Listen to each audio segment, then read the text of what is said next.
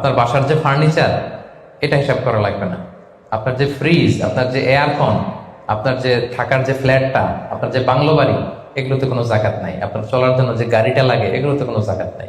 আপনার নিজের জন্য যে ল্যাপটপ, মোবাইল, যত কিছু আছে, গ্যাজেট বলেন, এগুলোতে কোনো জাকাত নাই।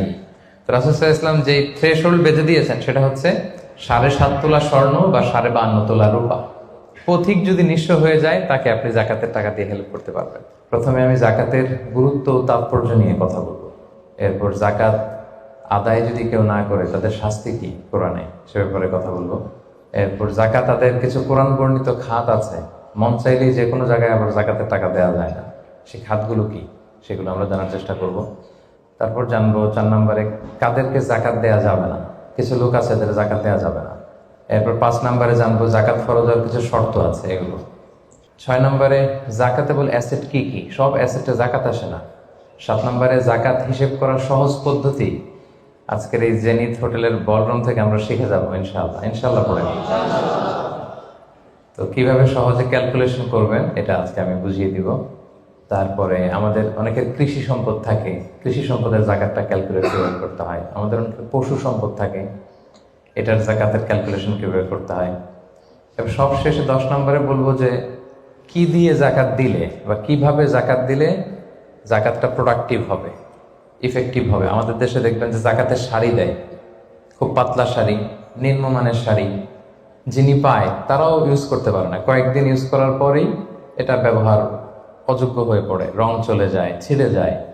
তাহলে তো এটা ইফেক্টিভ হলো না, কি বলেন, প্রোডাক্টিভ হলো না। কিভাবে কি দিয়ে জাকাত দিলে জাকাতটা প্রোডাক্টিভ হয়, সেটাও আমরা বলবো। তো আল্লাহর মেহেরবানি যে আপনারা খুবই সুশৃঙ্খল, এটা দেখে আমার ভালো লাগছে। বিভিন্ন প্রোগ্রামে একটু বিশৃঙ্খলা হয়, যেটা আমি খুবই অপছন্দ করি। বিশৃঙ্খলা হলে আমি আলোচনা করতে পারি না। এরকম সুশৃঙ্খল পরিবেশ হলে কিছুদিনই কথা শেয়ার করা যায়। তো তাহলে আসুন আমরা মূল আলোচনায় চলে যাই। প্রথমে আমরা বলবো জাকাতের গুরুত্ব এবং তাৎপর্য। সম্মানিত দিনী ভাই এবং বোনেরা, আমরা সবাই জানি যে জাকাত হচ্ছে one of the 5 pillars of ইসলাম।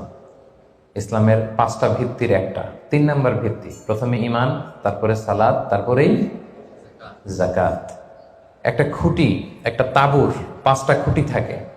এর মধ্যে এই তাঁবুর 5টা খুঁটিকে যদি ইসলামের 5টা পিলারের সাথে তুলনা করি, তাহলে মাঝখানের খুঁটিটার নাম জাকাত।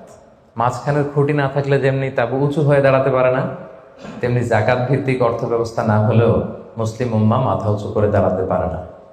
যেমন এখন আমাদের জাকাত ভিত্তিক অর্থ ব্যবস্থা নাই, ফলে গোটা বিশ্বে আমরা কিন্তু ওইরকম নেতৃত্ব স্থানীয় বা উন্নতির একেবারে শীর্ষস্থানে ওই পর্যায়ে কিন্তু আমরা যেতে পারি নাই, কারণ জাকাতের যে ডাইনামিজম, এটাকে আমরা কাজে লাগাইনি। তো যারা দান করে তাদেরকে আল্লাহ তাআলা খুব পছন্দ করে। দানশীল ব্যক্তি, তিনি কিয়ামতের দিন নিজের আমল নামা দেখে বিশ্বাসই করতে পারবে না এটা তার আমল নামা, কারণ আল্লাহ তাআলা ওই দানের সওয়াবটাকে ফুলিয়ে ফাঁপিয়ে পেলে পুষে পাহাড়ের সমান করে তারপরে আমল নামায় ঢুকিয়ে দিবে। সুবহানাল্লাহ। এবং দানকারী ব্যক্তির যত বালা মুসিবত আছে, দানের কারণে আল্লাহ এটা দূর করে দেয়। আরশের নিচে আল্লাহ তাআলা তাকে স্পেশাল ছায়া দিবে কিয়ামতের দিন, যেদিন কোনো ছায়ার ব্যবস্থাপনা থাকবে না। তো এই দানের ব্যাপারটা সব ধর্মে আছে। হিন্দু ধর্মেও কিন্তু দানের ব্যাপারে উৎসাহিত করে।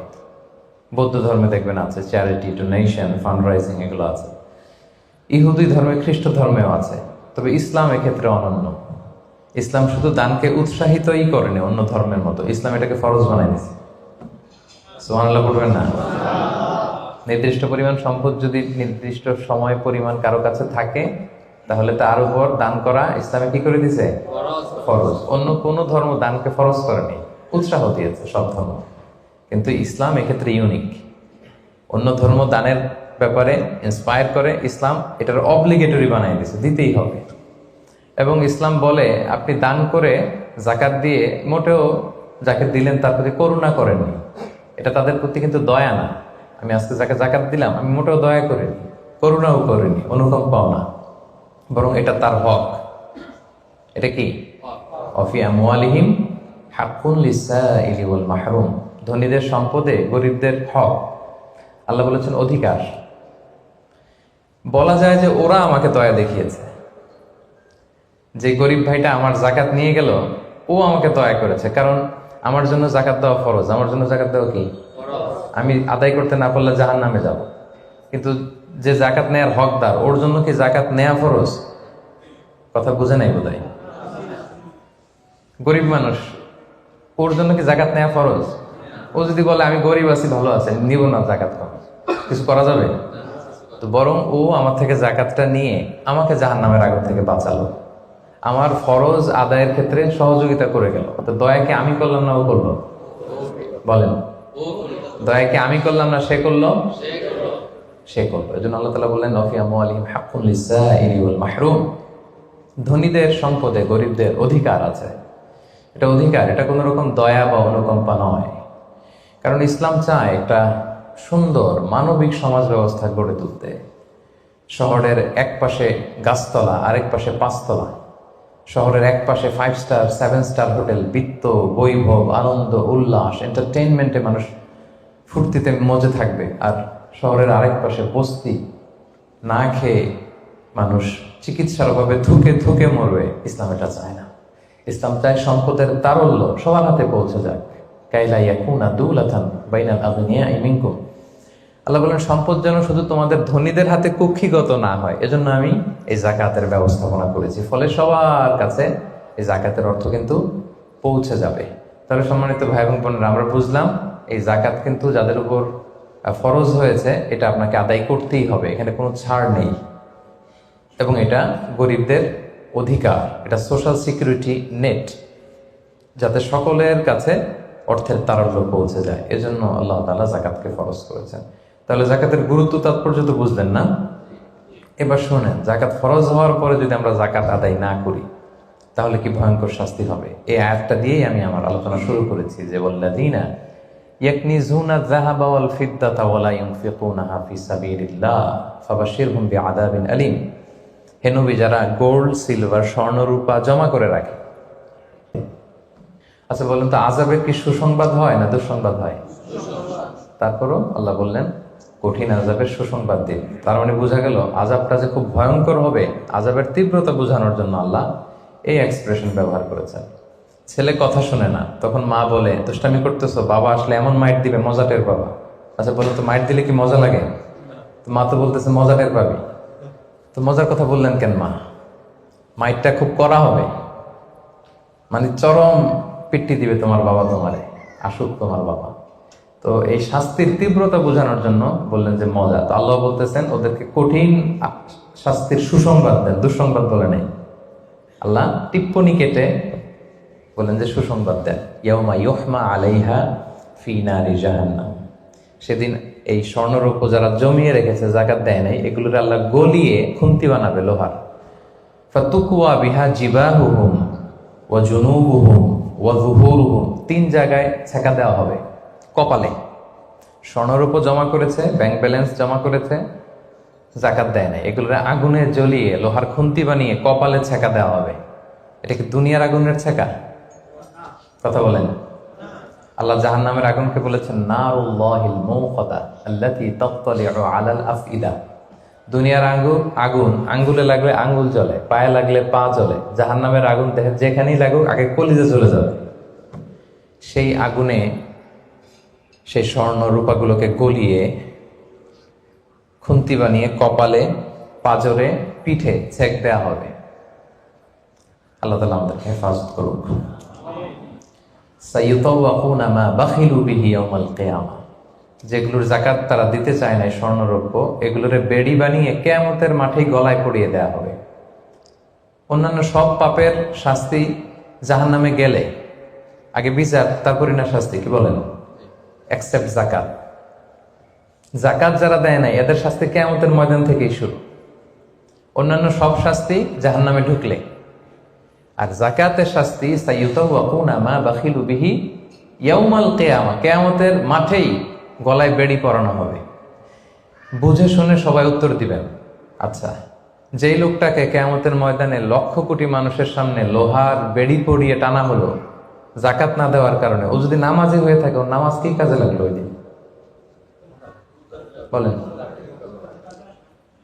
উনি যদি রোজা রেখে থাকে, ওই দিন ওনার রোজাটা কি কাজে লাগলো? তাহাজ্জুদ পড়তে পড়তে কপালে যদি দাগ ফেলে দেয়, ওই দাগ ওনার কি কাজে লাগলো ওই দিন?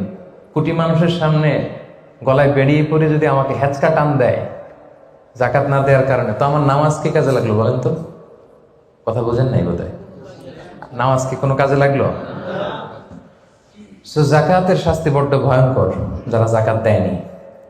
হাদিসে আছে আতাহুল্লাহু মালান ওয়া লাম ইউআদ্দি যাকাত, আল্লাহ সম্পদ দিয়েছে কিন্তু তারা আল্লাহর রাস্তায় যাকাত দেয় নাই। এই সম্পদগুলোকে একটা সাপের রূপ দেয়া হবে। সুজা আন আফরা, বুখারীর বর্ণনা। দ্য মোস্ট ভেনোমাস স্নেক, সুজা আন আকরা, টেকো সাপ। সাপের মাথায় পশম হয়, কিছু চুল পশম। তো জাহান্নামের সেই সাপ এত বিষাক্ত ভেনোমাস হবে, বিষের চোটে ওই সাপের মাথায় কোনো পশমও থাকবে না। ওই সাপ তাকে পেঁচিয়ে দেওয়া হবে। পেঁচাতে পেঁচাতে এই চোয়ালে এসে সাপটা শুধু ছোবল মারবে আর কি বলবে জানেন? আনা মালুক আনা কানসুক, আমি তোমার সম্পদ। আমাকে ভোগ করার জন্য ব্যাংকে রেখে দিছিল না ফিক্সড ডিপোজিট করে, জাকাত ক্যালকুলেশন করে দেওয়া নাই। আনা মালুক আনা কানসুক বলতেই থাকবে, এক একটা ছোবল মারবে। আনা মালুক আনা কানসুক, I'm your wealth, I'm your bank balance. আমি তোমার সম্পদ, আমি তোমার গহনা, আমি তোমার জুয়েলারি, আমি তোমার অর্নামেন্টস, আমি তোমার গচ্ছিত সম্পদ। হিসাব করে তো দেও নাই, খাওয়ার জন্য রাখছিলা, আজকে খাও। আনা মালুক আনা কানসুক। আমরা কি কিয়ামতের ময়দানে সেই কঠিন আযাব ভোগ করতে চাই? এই কঠিন শাস্তি ভোগ করার ক্ষমতা কি আমাদের আছে? আল্লাহ মানুষকে দুর্বল করে বানিয়েছে। সম্মানিত সুধী, আল্লাহ তাআলা আমাদেরকে, যাদেরকে সম্পদশালী বানিয়েছেন, আমরা যেন হিসেব করে জাকাত দিয়ে দিই একেবারে নিয়ম মাফিক। আজকে নিয়মটা শিখে যাব, নিয়ম মাফিক আমরা জাকাত দিব। এটা গরিবের হক, গরিবের হাতে বুঝিয়ে দেব। পারা যাবে তো ইনশাআল্লাহ? ইনশাআল্লাহ। 2 নম্বর পয়েন্টও কভার করলাম। 3 নম্বর পয়েন্ট হচ্ছে জাকাত আদায়ের খাত। সব খাতে জাকাত দেওয়া যায় না। জাকাতের টাকা দিয়ে মসজিদ বানানো যায় না। আজকে বুঝে যান, জেনে যান মাসালা। জাকাতের টাকা দিয়ে মাদ্রাসা বানানো যায় না। জাকাতের টাকা দিয়ে কালভার্ট, ব্রিজ বানানো যায় না, কারণ ব্রিজে তো ধনীরাও হাঁটবে। কি বলেন? তো ধনীরা কি জাকাতের টাকা কনজিউম করার কোনো সুযোগ আছে? নাই। তার মানে আল্লাহ তাআলা কোরআনে বর্ণিত 8টা খাত উল্লেখ করেছেন। এই 8টা খাতেই আপনাকে জাকাত দিতে হবে, এর বাইরে জাকাত দিলে হবে না। আল্লাহ তাআলা বলেন ইন্নামাস সাদাকাতু লিল ফুকারাই ওয়াল মাসাকিনি ওয়াল আমিলিনা আলাইহা ওয়াল মুআল্লাফাতি কুলুবুহুম ওয়া ফির রিকাবি ওয়াল গারিমিনা ওয়া ফিস সাবিলিল্লাহি ওয়া ইবনিস সাবিল ফারিদাতাম মিনাল্লাহি ওয়াল্লাহু আলিমুল হাকিম। 8টা খাত। এই 8 খাতের বাইরে আপনি জাকাত দিলে আদায় হবে না। 1 নম্বর খাত হচ্ছে লিল ফুকারা, ফকিরদেরকে আপনি দিতে পারবেন। 2 নম্বর খাত হচ্ছে ওয়াল মাসাকিনি, মিসকিনদেরকে দিতে পারবেন। এখন ফকিরকে, মিসকিনকে? ফকির হচ্ছে মানলাহু শাই, যার কিছু জিনিসপত্র আছে, কিছু টাকা আছে, কিছু সম্পদ আছে, কিন্তু ওয়ালা ইয়াকফি, এটা তার হয় না। কিছু টাকা আছে, মাসে 20 দিন খাইতে পারে, 10 দিন কষ্ট হয়। ছেলেরে ভালোভাবে পড়াইতে পারে না, নিজের ভালো জামা কাপড়ের ব্যবস্থা নাই। তার মানে কিছু সম্পদ আছে, এতে তার কুলায় না, হয় না। একে বলে ফকির, একে আপনি দিতে পারবেন। আরেক শ্রেণী হচ্ছে মিসকিন।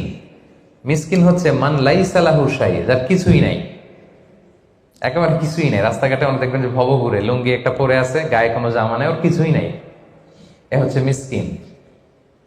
তো এদেরকে আপনি দিতে পারবেন। 1 নম্বরে ফকির, 2 নম্বরে মিসকিন। এই দুইটাই হচ্ছে বেসিকলি প্রাইমারি সোর্স। এরপর আল্লাহ তাআলা বলেছেন ওয়াল আমিলিনা আলাইহা, যাকাত ফাউন্ডেশনে যারা জব করে, যাকাত ম্যানেজমেন্টে যারা কাজ করে, এদের স্টাফদেরকে যাকাতের টাকা দিয়ে স্যালারি দেওয়া যাবে। যদিও এরা ধনী হোক, এরা তো জাকাত নিচ্ছে না, এরা স্যালারি নিচ্ছে, এটা দেওয়া যাবে। 3টা গেল। ওয়াল মুআল্লাফাতি কুলুবুহুম, বিধর্মী, অন্য ধর্মের, বুদ্ধিস্ট, হিন্দু, আপনি চাইলেন যে এরা জাকাতের টাকা দিয়ে একটু হেল্প করলে হয়তো ইসলামের প্রতি আকৃষ্ট হবে,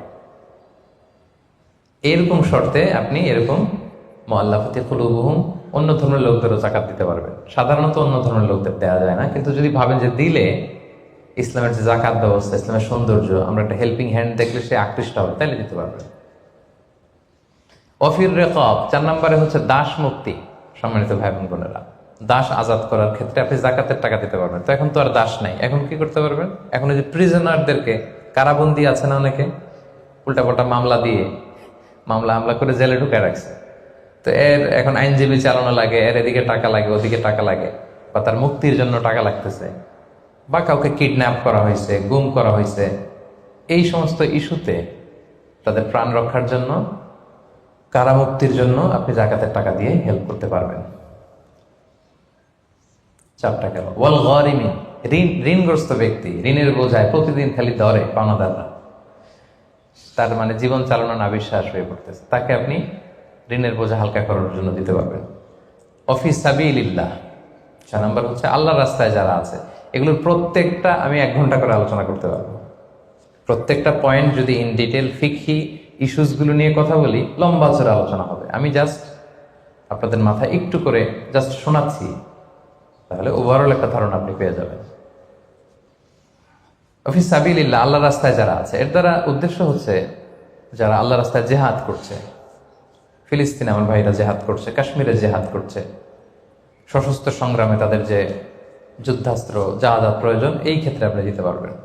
আধুনিক সময় অনেক স্কলাররা বলে যে এই যে এতিমখানাতে অনেক ছেলে আছে অনাথ এতিম, তারপর টাকা পয়সা নাই, তারাও তো তাদের লাইফটা ইসলামের জ্ঞান আহরণের জন্যই ডেডিকেট করেছে, তারাও ফি সাবিলিল্লাহ, ওখানেও দিতে পারবে। সর্বশেষ হচ্ছে অফি সাবিলিল্লাহি ওয়াবনিস সাবিল, পথিক। পথিক যদি নিঃস্ব হয়ে যায়, তাকে আপনি জাকাতের টাকা দিয়ে হেল্প করতে পারবেন। ধরেন একজন পথিক, বাড়ি হচ্ছে কেলান্তান, এখন কেলে আইসা মলম পার্টির খপ্পরে পড়া সব শেষ, কিছুই নাই আর, তার সব নিয়ে গেছে। তো এখন সে ওইদিকে কেলান্তানে অনেক ধনী, কিন্তু এইখানে টাকা পয়সা নাই। এখন এই যে তার টাকা নাই, তাকে পোষতে হবে, তা খাইতে হবে, আপনি জাকাতের টাকা দিয়ে তাকে হেল্প করতে পারবেন। এখন অবশ্য এটা খুব প্রযোজ্য না, কারণ ক্রেডিট কার্ড থাকে বাংলাদেশে, ধরেন বিকাশ সিস্টেম আছে বা সামহাও তার কারো নাম্বার মুখস্থ থাকলে ফোন করলে টাকার ব্যবস্থা হয়ে যাবে। কিন্তু শরীয়ত কিন্তু এটাও রেখেছে, পথিক মুসাফিরকে আপনি হেল্প করতে পারবেন। তাহলে এই 8টা খাত ছাড়া কিন্তু সম্মানিত ভাই বোন বোনেরা, আপনি অন্য খাতে জাকাত দিলে জাকাত আদায় হবে? মন মতো দিলে হবে না। কিন্তু 4 নম্বরে আমরা জানবো কাদেরকে জাকাত দেওয়া যাবে না। এতক্ষণ তো জানলাম কোথায় কোথায় দেওয়া যাবে, এবার শুনবো কাদের দেওয়া যাবে না। 1 নম্বর, হাশিমি খানদানের কাউকে দেওয়া যাবে না। বানু হাশিম মানে রাসূলুল্লাহ সাল্লাল্লাহু আলাইহি ওয়াসাল্লামের বংশধর। আমাদের একটা বংশ আছে না, কেউ মুন্সি বংশ, কেউ চৌধুরী বংশ, কেউ ওই বংশ। রাসূল সাল্লাল্লাহু আলাইহি ওয়াসাল্লামের বংশের নাম কি?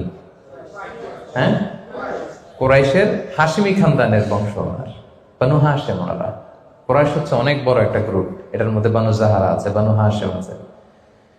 তো এখানে রাসূল সাল্লাল্লাহু আলাইহি ওয়াসাল্লাম হচ্ছেন বনু হাশিম। বনু হাশিমের লিনিয়েজে যারা আসবে, আপনি যদি জানতে পারেন তিনি বনু হাশিম, আপনি জাকাত দিতে পারবেন না, ওনারা জাকাত খেতে পারবে না। তাদের মধ্যে এখন যদি কেউ গরিব থাকে, আপনি অন্য ফান্ড থেকে দিবেন, এমনি চ্যারিটি করবেন, কিন্তু জাকাতের টাকা আমাদেরকে দেওয়া যাবে না, যেহেতু নবীর বংশের সম্মানিত। জাকাতের খেজুর একবার মদিনায় স্তূপ করে রাখা। রাসূল সাল্লাল্লাহু আলাইহি ওয়াসাল্লামের ছোট নাতি হুসাইন রাদিয়াল্লাহু তাআলা আনহু তখন তো ছোট পায়ে হাঁটতে হাঁটতে যে ওই জাকাতের একটা খেজুর নিয়ে খাওয়া শুরু করছে। বাচ্চা থাকতে তো সবাই আমরা এরকমই করতাম, খাবার পেলেই কি বিস্কিট দেখলে চকলেট দেখলে এটা কার, আমার না কার, এটা দেখার বিষয় না, আগে মুখে দাও। তো হোসেন রাদিয়াল্লাহু তাআলা আনহু জাকাতের খেজুর তো উনি বোঝে নাই, উনি হাঁটতে হাঁটতে যে জাকাতের খেজুর খাওয়া শুরু করছে। রাসূল সাল্লাল্লাহু আলাইহি ওয়াসাল্লাম দূর থেকে দেখে উনি দৌড়ে গেলেন, যে বললেন কিহ কিহ। হাদিসে আছে শব্দটা, আরবিতে বলে কিহ কিহ, মানে আমরা বাংলায় কি বলি ওয়াক থু, থু মেরে ফেলে দাও, থুতু ফেলো যেটা বলি।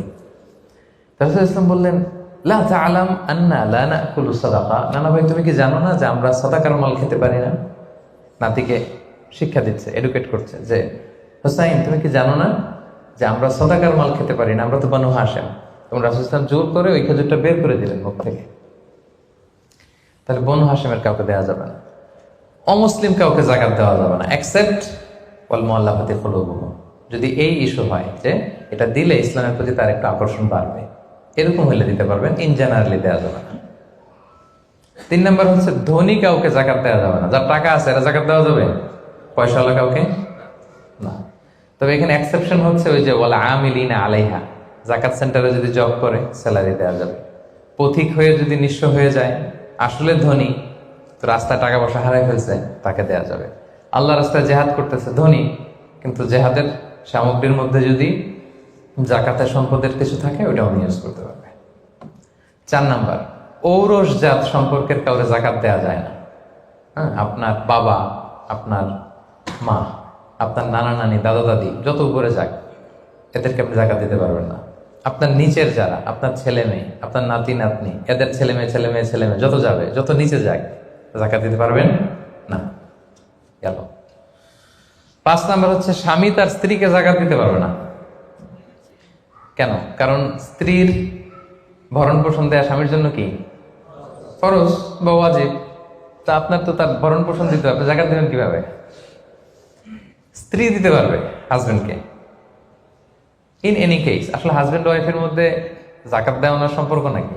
তো ভালোবাসার সম্পর্ক, স্বামী স্ত্রীর মধ্যে তো ভালোবাসার সম্পর্ক। তো ইন এনি কেস ইসলাম বলে যে প্রত্যেকে কিন্তু ইন্ডিভিজুয়াল। একটা জিনিস খেয়াল রাখবেন, আপনি আর ভাবির জাকাত কিন্তু একসাথে হবে না, বুঝতে পারছেন? ভাবির জাকাত ভাবি দিবে, আপনার জাকাত আপনি দিবেন। ইসলামে প্রত্যেককে আলাদা ইন্ডিভিজুয়াল হিসেবে আল্লাহর কাছে দাঁড়াইতে হবে। নামাজের হিসাব যেমনি আমার আলাদা, আমার বউয়ের আলাদা, জাকাতেরটাও আমার আলাদা, আমার স্ত্রীর আলাদা। অনুরূপ ভাবে যাদের ভরণ পোষণের দায়িত্ব আপনার কাঁধের উপর, তাদেরকে আপনি জাকাত দিতে পারবেন না, কারণ এটা আপনার দায়িত্ব, এজন্য পারবেন না। এবার জাকাত ফরজ হওয়ার শর্ত আছে, এই শর্তগুলো আমরা শুনবো। 5টা শর্ত। প্রাইমারি শর্ত হচ্ছে নেসাব পরিমাণ সম্পদের মালিক হওয়া, আর এটা হাওলানিল হাউল, 1 বছর থাকা। এগুলো হচ্ছে প্রাইমারি শর্ত। আরো 3টা সেকেন্ডারি শর্ত হচ্ছে আল মিলকিয়া, পূর্ণ ওনারশিপ থাকা, আর জিয়াদা, এটা আপনার অতিরিক্ত টাকা এটা হওয়া, আর হচ্ছে আদামুদ্দুয়ুন, ঋণ না থাকা। এই 5টা শর্ত আমি ব্যাখ্যা করলে আপনি বুঝবেন। 1 নম্বর হচ্ছে নিসাব পরিমাণ সম্পদের মালিক হওয়া। আপনি সামান্য কিছু সম্পদের মালিক হইলে এখান থেকে জাকাত দিতে হবে, শরীয়ত কিন্তু এটা বলে নাই। সুবহানাল্লাহ। আপনি জাকাতের নিয়ম শুনলে দেখবেন যে ইসলাম কতটা ব্যালেন্সড। একটা থ্রেশহোল্ড আছে, একটা স্ট্যান্ডার্ড আছে, এই মানে গেলে দিবেন। সেটা কত? সেটা গোল্ড আর সিলভার দিয়ে রাসূল সাল্লাল্লাহু আলাইহি ওয়াসাল্লাম দিয়েছেন, কারণ তখন গোল্ড আর সিলভারের কয়েন ছিল, মুদ্রা ছিল। আগে কিন্তু সোনা আর রূপা দিয়েই মুদ্রা বানানো হতো, পরে এটা পেপার মানি শুরু হয়েছে, কাগজের টাকা। তো একটা হচ্ছে দিনার আর একটা দিরহাম। তো রাসূল সাল্লাল্লাহু আলাইহি ওয়াসাল্লাম যে থ্রেশহোল্ড বেঁধে দিয়েছেন সেটা হচ্ছে 7.5 তোলা স্বর্ণ বা 52.5 তোলা রূপা। আই রিপিট, এটা সবাই জানেন আশা করি, যে 7.5 তোলা স্বর্ণ আর 52.5 তোলা রূপা। আধুনিক সময়ে গ্রাম দিয়ে দোকানদাররা হিসাব করে, তো গ্রাম দিয়ে যদি আপনি বুঝেন তাহলে 85 গ্রাম স্বর্ণ অথবা 595 গ্রাম রূপা, এটা হচ্ছে থ্রেশহোল্ড নিসাব, অথবা এর সমপরিমাণ অর্থ, ক্যাশ টাকা যদি আপনার কাছে থাকে, তাহলে আপনি নিসাবের মালিক হয়েছেন। যেদিন আপনি এই নিসাবের মালিক হবেন ওই দিনটা আপনি ডায়েরিতে টুকে রাখবেন, কারণ এটা যদি 1 বছর আপনার কাছে এরকম থাকে, 1 বছর পরে যে আপনি জাকাত দিবেন, কিভাবে দিবেন আমি সামনে বলবো। তো এই নেসাব নিয়ে একটা প্রবলেম আছে। প্রবলেমটা হচ্ছে 7.5 তোলা স্বর্ণ আর 52.5 তোলা রূপার দাম কিন্তু এক না। 52.5 তোলা রূপার দাম খুব কম, আর 7.5 তোলা স্বর্ণের দাম অনেক বেশি। এটা হইল একটাই কম আর একটা বেশি। ঘটনা হচ্ছে রাসূল সাল্লাল্লাহু আলাইহি ওয়াসাল্লাম যখন এই থ্রেশহোল্ডটা বেঁধে দিয়েছিলেন নিসাবটা, তখন দুইটার মান সমান ছিল। তখন 7.5 তোলা স্বর্ণ দিয়ে 52.5 তোলার মতো রূপা পাওয়া যেত, অথবা কেউ 52.5 তোলা রূপা বিক্রি করলে 7.5 তোলা স্বর্ণ পেত। কিন্তু পরে সিলভার ফল করতে শুরু করলো, ফল করতে করতে আজকে এই অবস্থা। গোল্ড আবার খুব একটা ফল করে নাই, ফলে গোল্ডের স্টেবিলিটিটা এখনো রয়ে গিয়েছে। তো এখন আপনি কোনটা ধরে দিবেন জাকাতটা? যদি আপনি রূপা ধরেন, কথার কথা, রূপা যদি এই 1 ভরির দাম 1000 টাকা হয়, তাহলে 52.5 ভরির দাম কত? 52,500 টাকা। কিন্তু স্বর্ণ যদি আপনি হিসাব করেন, 1 ভরি যদি 50,000 হয়, 7.5 ভরি কত? 3.5 লাখ প্লাস, তাহলে প্রায় 7 গুণ কম বেশি, তাই না? এটা নিয়ে হয়ে গেছে জটিলতা। তো এখন আপনি কোনটা ধরে দিবেন? অনেকে বলে না গোল্ড দিব, কারণ গোল্ড ফল করে নাই, এটার যে স্ট্যান্ডার্ড এটা এখনো বজায় আছে। এটা নিয়ে অনেক আলোচনা, আমি খুব সংক্ষেপে বলি। কেউ বলে গোল্ড দিব, কেউ বলে রূপা দিব। এখন আমি কি বলি? আমি আপনাদেরকে সাজেস্ট করবো আপনারা রূপারটা ধরবেন। রূপারটা ধরলে কি লাভ হবে জানেন? 2 দিকেই লাভ, আপনারও লাভ, যিনি নিবে আরো লাভ। রূপারটা ধরলে বেশি সংখ্যক লোক জাকাত দান করতে হবে, তাই না? আর বেশি সংখ্যক গরিব লোকও টাকা পাবে, কি বলেন? তো 2 পক্ষে লাভ হইল না? এখন প্রশ্ন করতে পারেন, হুজুর ও পাইছে ওর লাভ, আমার লাভ কি? আপনার তো সবচেয়ে বড় লাভ, আপনি সওয়াব পাবেন আখিরাতে। এটা আমাদের বেশি দরকার না? কি বলেন?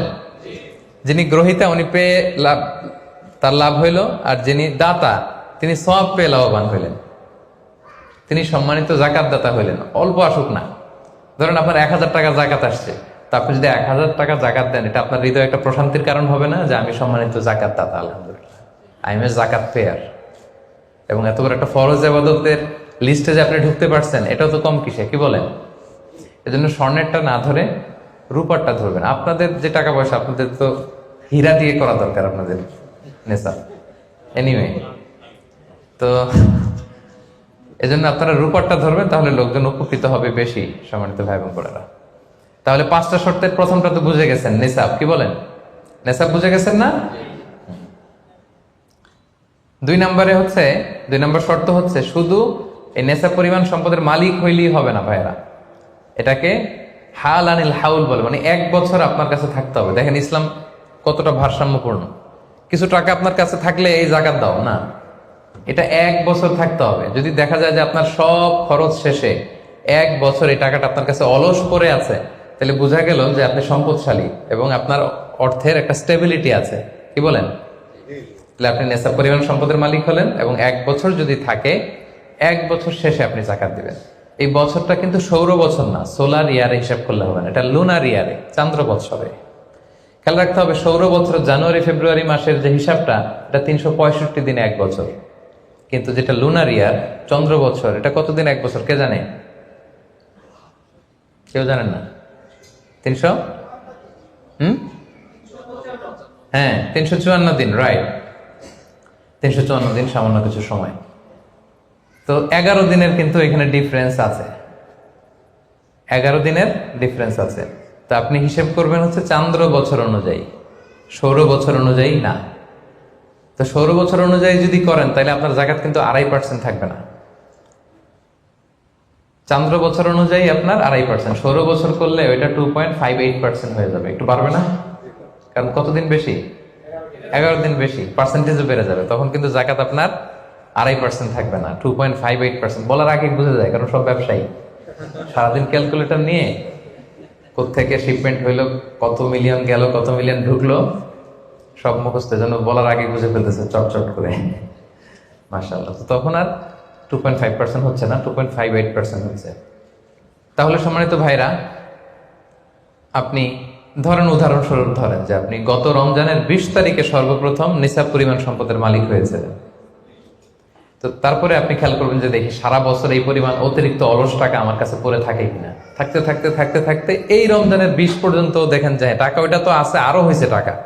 তো তার মানে আপনি এখন জাকাত দিবেন, যেহেতু নিসাবের মালিকও হয়েছেন, আবার পূর্ণ একটা চন্দ্র বছরও আপনার অতিক্রম করেছে, স্থায়ী হয়েছে, তখন আপনি জাকাত হিসাব করবেন। তাহলে 2টা শর্ত বুঝলেন না? 3 নাম্বার হচ্ছে ওনারশিপ। আপনার মালিকানা থাকতে হবে, যে সম্পদটা আছে খালি আপনার কাছে টাকা থাকলেই হবে না, এটা কমপ্লিট, আরবিতে তাসাররুফ বলে, কমপ্লিট ওনারশিপ আপনার থাকতে হবে। এখন একজনের আমানতের টাকা আপনার আছে, ওইটা আপনি জাকাত দিতে পারবেন? একজন 5 লাখ টাকা আমানত রাখছে, আপনি এটা জাকাত দেওয়া শুরু করছেন, হবে? এটা তো উনি জাকাত দেবে, এটা তো আপনার আমানতের টাকা, এই টাকা তো আপনার বুঝাই দিতে হবে। তো আমানতের টাকা কিন্তু কমপ্লিট ওনারশিপ আমার থাকে না, এটার হিসাব আমি করবো না। তো এটা বুঝে গেলেন। 4 নাম্বার হচ্ছে এই টাকা আপনার অতিরিক্ত হইতে হবে, আরবিতে বলে জিয়াদা।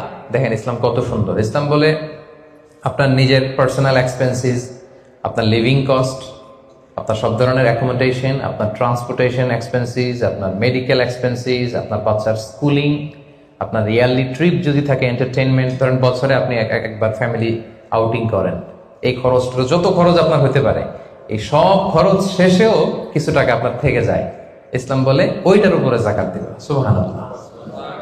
জিয়াদা, অতিরিক্ত হওয়া শর্ত। আপনার লাগে, যদি আপনার এই টাকা লাগে, ওটা তো আপনি ইউজ করবেন। আপনার টাকার ব্যবহারের জন্য সবচেয়ে বেশি হকদার কে? আপনি নিজে। আপনার সব খরচ আলহামদুলিল্লাহ সুন্দরভাবে চলে, এরপরেও নিসাব পরিমাণ টাকা বছর ব্যাপী যখন আপনার রয়ে গেল, ইসলাম বলে জাস্ট 2.5%। সুবহানাল্লাহ। তাহলে অতিরিক্ত হইতে হবে। সর্বশেষ শর্ত, 5টা শর্তের সর্বশেষ শর্ত হচ্ছে ঋণ থাকতে পারবে না।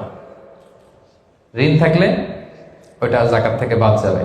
ধরেন আপনার আছে 5 লক্ষ, কিন্তু আবার ঋণও আছে 5 লক্ষ, কথার কথা। তো এটা তো আপনি আগে ঋণ দিবেন, আপনি তার জাকাত দিতে পারবেন না, এই কথাটা কি বুঝতে পারছেন? আচ্ছা, ঋণ ভাই 3 ধরনের। কয় ধরনের? 3 ধরনের। একটা হচ্ছে আপনার একবারে পরিশোধ করতে হবে, এরকম ঋণ থাকে না, যে আমি মুরাদ ভাইয়ের কাছ থেকে 1 লক্ষ টাকা নিলাম, আজকে আমার জাকাতের হিসাব করার ডেট, তো 1-2 মাসের মধ্যে টাকাটা দিতে হবে। তো তো তখন এই যে 1,00,000 টাকা উনি পাবে, এই টাকাটা আমি বাদ দিব আমার অন্যান্য অ্যাসেট থেকে। বাদ দিয়ে যদি দেখি যে না, তারপরে জাকাত হয় দিব, আর না হলে দিব না। কারণ এটা একবারে দিতে হবে। ওনারা বলছে যে 1,00,000 আমি একবারে দিয়ে দিব আপনাকে 1 মাস পরে, এইভাবে ঋণটা নিয়েছিলাম। তাহলে কিছু কিছু ঋণ আছে একবারে পরিশোধযোগ্য। ওকে, এটা জাকাতের ক্যালকুলেশন থেকে বাদ যাবে। কিভাবে বাদ যাবে আমি ক্যালকুলেশন করে দেখাবো। ঋণের দ্বিতীয় প্রকার হচ্ছে ইনস্টলমেন্টের কিছু ঋণ আছে, কিস্তিতে দেয়া লাগে। লেটস সে আমি 1 কোটি টাকা দিয়ে একটা গাড়ি কিনেছি, BMW গাড়ি, বা 50 লক্ষ টাকা দিয়ে আমি একটা হুন্ডা গাড়ি কিনেছি, 50 লক্ষ টাকা। তো এটা আমি কিস্তিতে কিনেছি। কিস্তির ঋণ যদি হয় তাহলে আপনি কিন্তু পুরোটা বাদ দিতে পারবেন না। তখন সর্বোচ্চ 12 মাসের কিস্তি বাদ দিতে পারবেন, 12 মান্থসের, তাও এই চন্দ্র মাসের হিসাবে। কারণ জাকাতের হিসাবটা কি 12 মাসের হিসাব, তাই না? এটা একটা ইয়ারলি ক্যালকুলেশন। আপনি পুরোটা যদি একবারে বাদ দেন তাহলে তো আপনার আর জাকাতই দেওয়া লাগবে না। কি বলেন? বাংলাদেশে অনেক বড় বড় সিআইপি ব্যবসায়ী আছে, ওনারা হাজার হাজার কোটি টাকা ব্যাংক থেকে ব্যবসায়ের কারণে ঋণ নেন এবং ওনাদের ঋণ খেলাপি হয়। তো ওনারা যদি বলে হুজুর আমার তো ঋণ আছে, তো উনি আর জাকাত দিবে কি? ওনারাই তো আমার জাকাত দেওয়া লাগবে এখন। কি বলেন? এরকম বড় বড় সিআইপিরা যদি ঋণের দোহাই দেয়, উনি আর জাকাত দিবে কি? উনি তো ঋণী। তখন উনারই কিছু জাকাত আমাদের দেওয়া লাগবে। কারণ আমরা জাকাতের 8টা খাতের মধ্যে একটা পড়েছি, বল গরিমিনা। কি বলেন? ঋণগ্রস্ত ব্যক্তিকে জাকাতের টাকা দিয়ে হেল্প করা যায়। তো উনি আর দিবে কি? উনারে দেয় আমরা। ওই ঋণ বাদ দেওয়া যাবে না। ইনস্টলমেন্টের ঋণ হইলে 12 মাসের, আর ওইরকম ঋণ খেলাপি 1000 কোটি টাকা, এগুলো বাদ দেওয়া যাবে।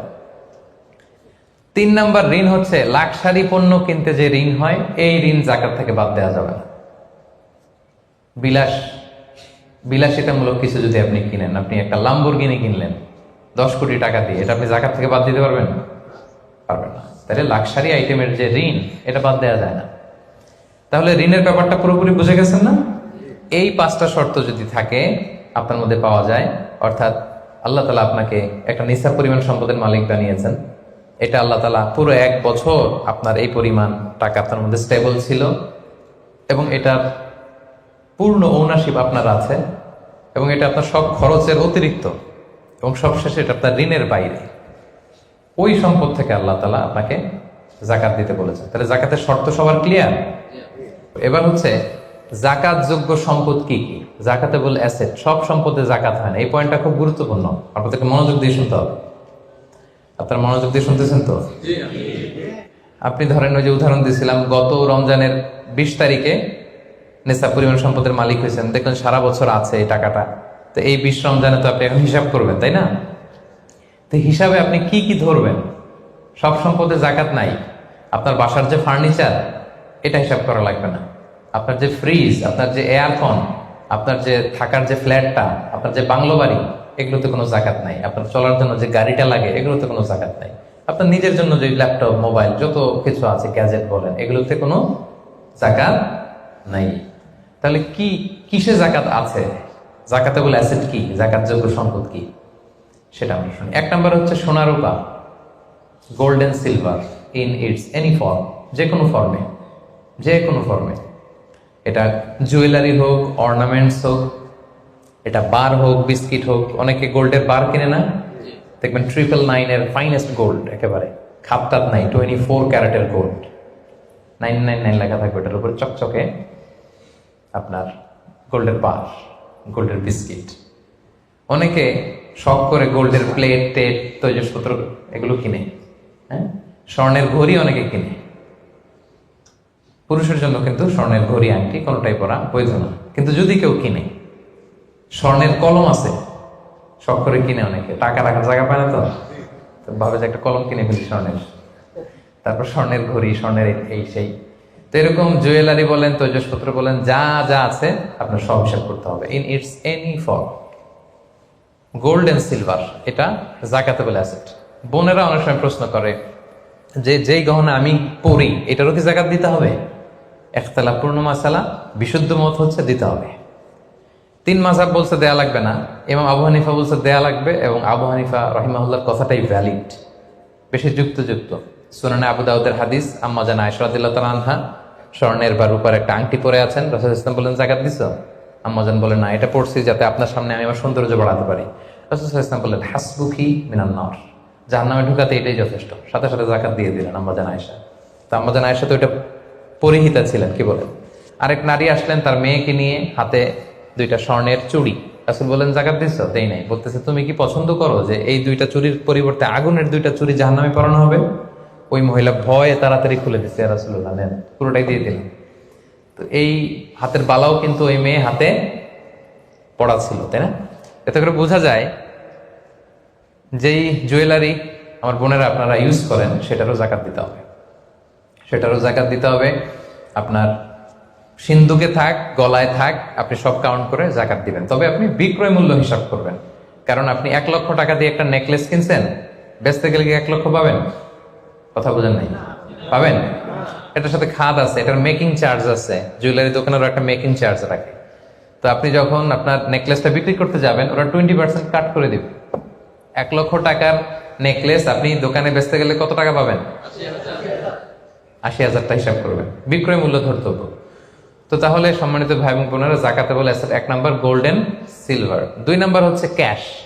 ধরেন আজকে আমি আমার জাকাত হিসাব করতে বসছি, তো আমি দেখতেছি যে আমার স্বর্ণ টর্ণ কি আছে না আছে, আমি হিসাব করতেছি।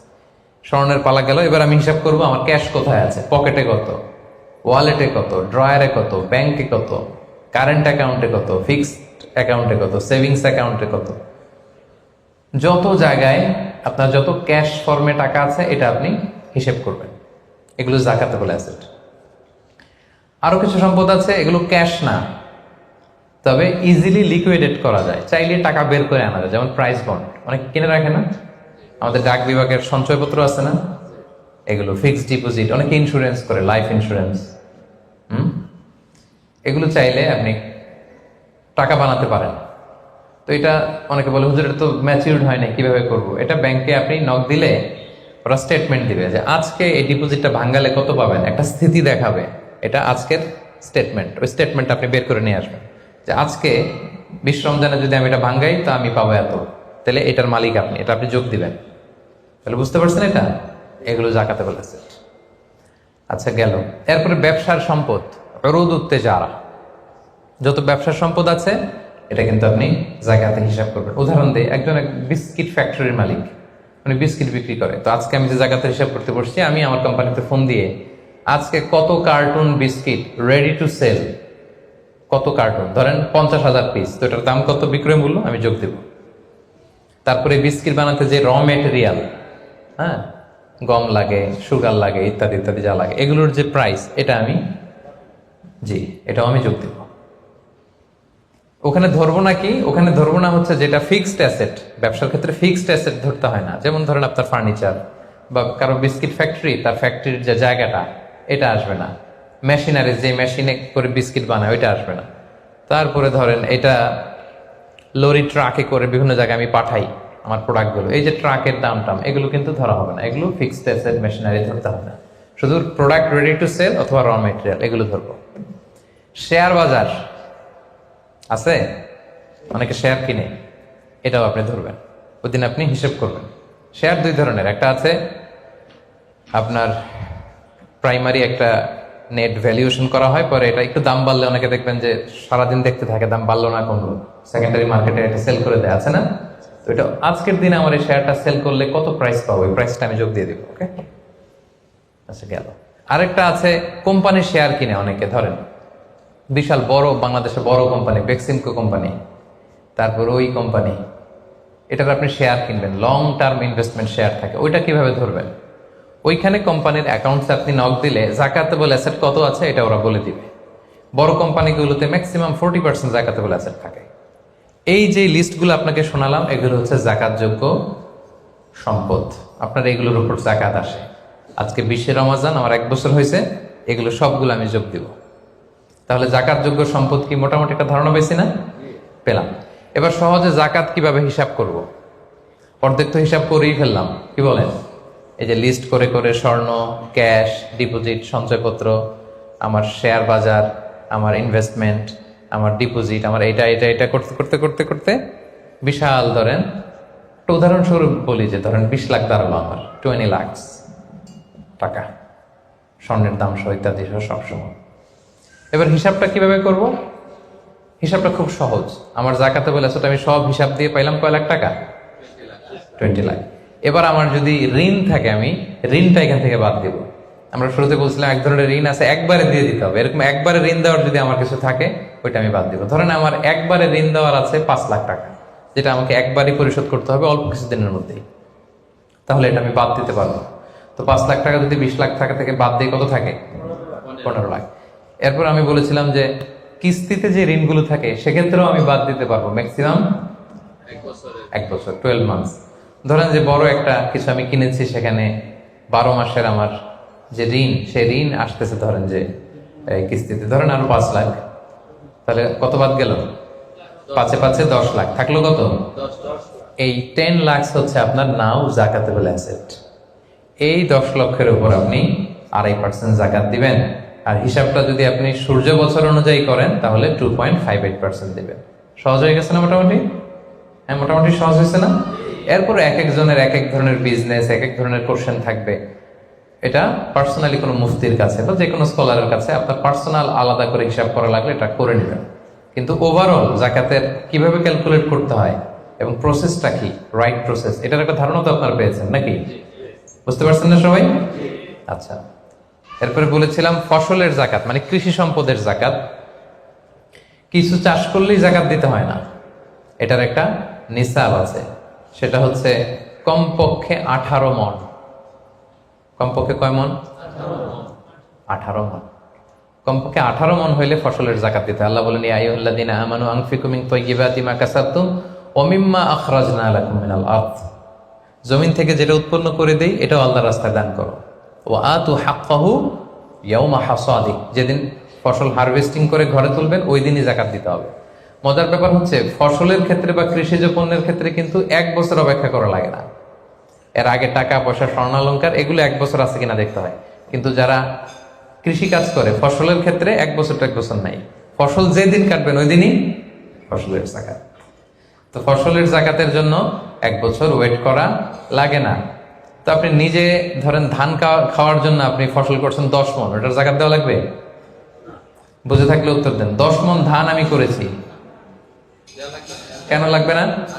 18 মণ হয় নাই। দেখেন শরীয়ত কত সুন্দর, কিছু আপনি করলেই জাকাত দিতে বলে নাই।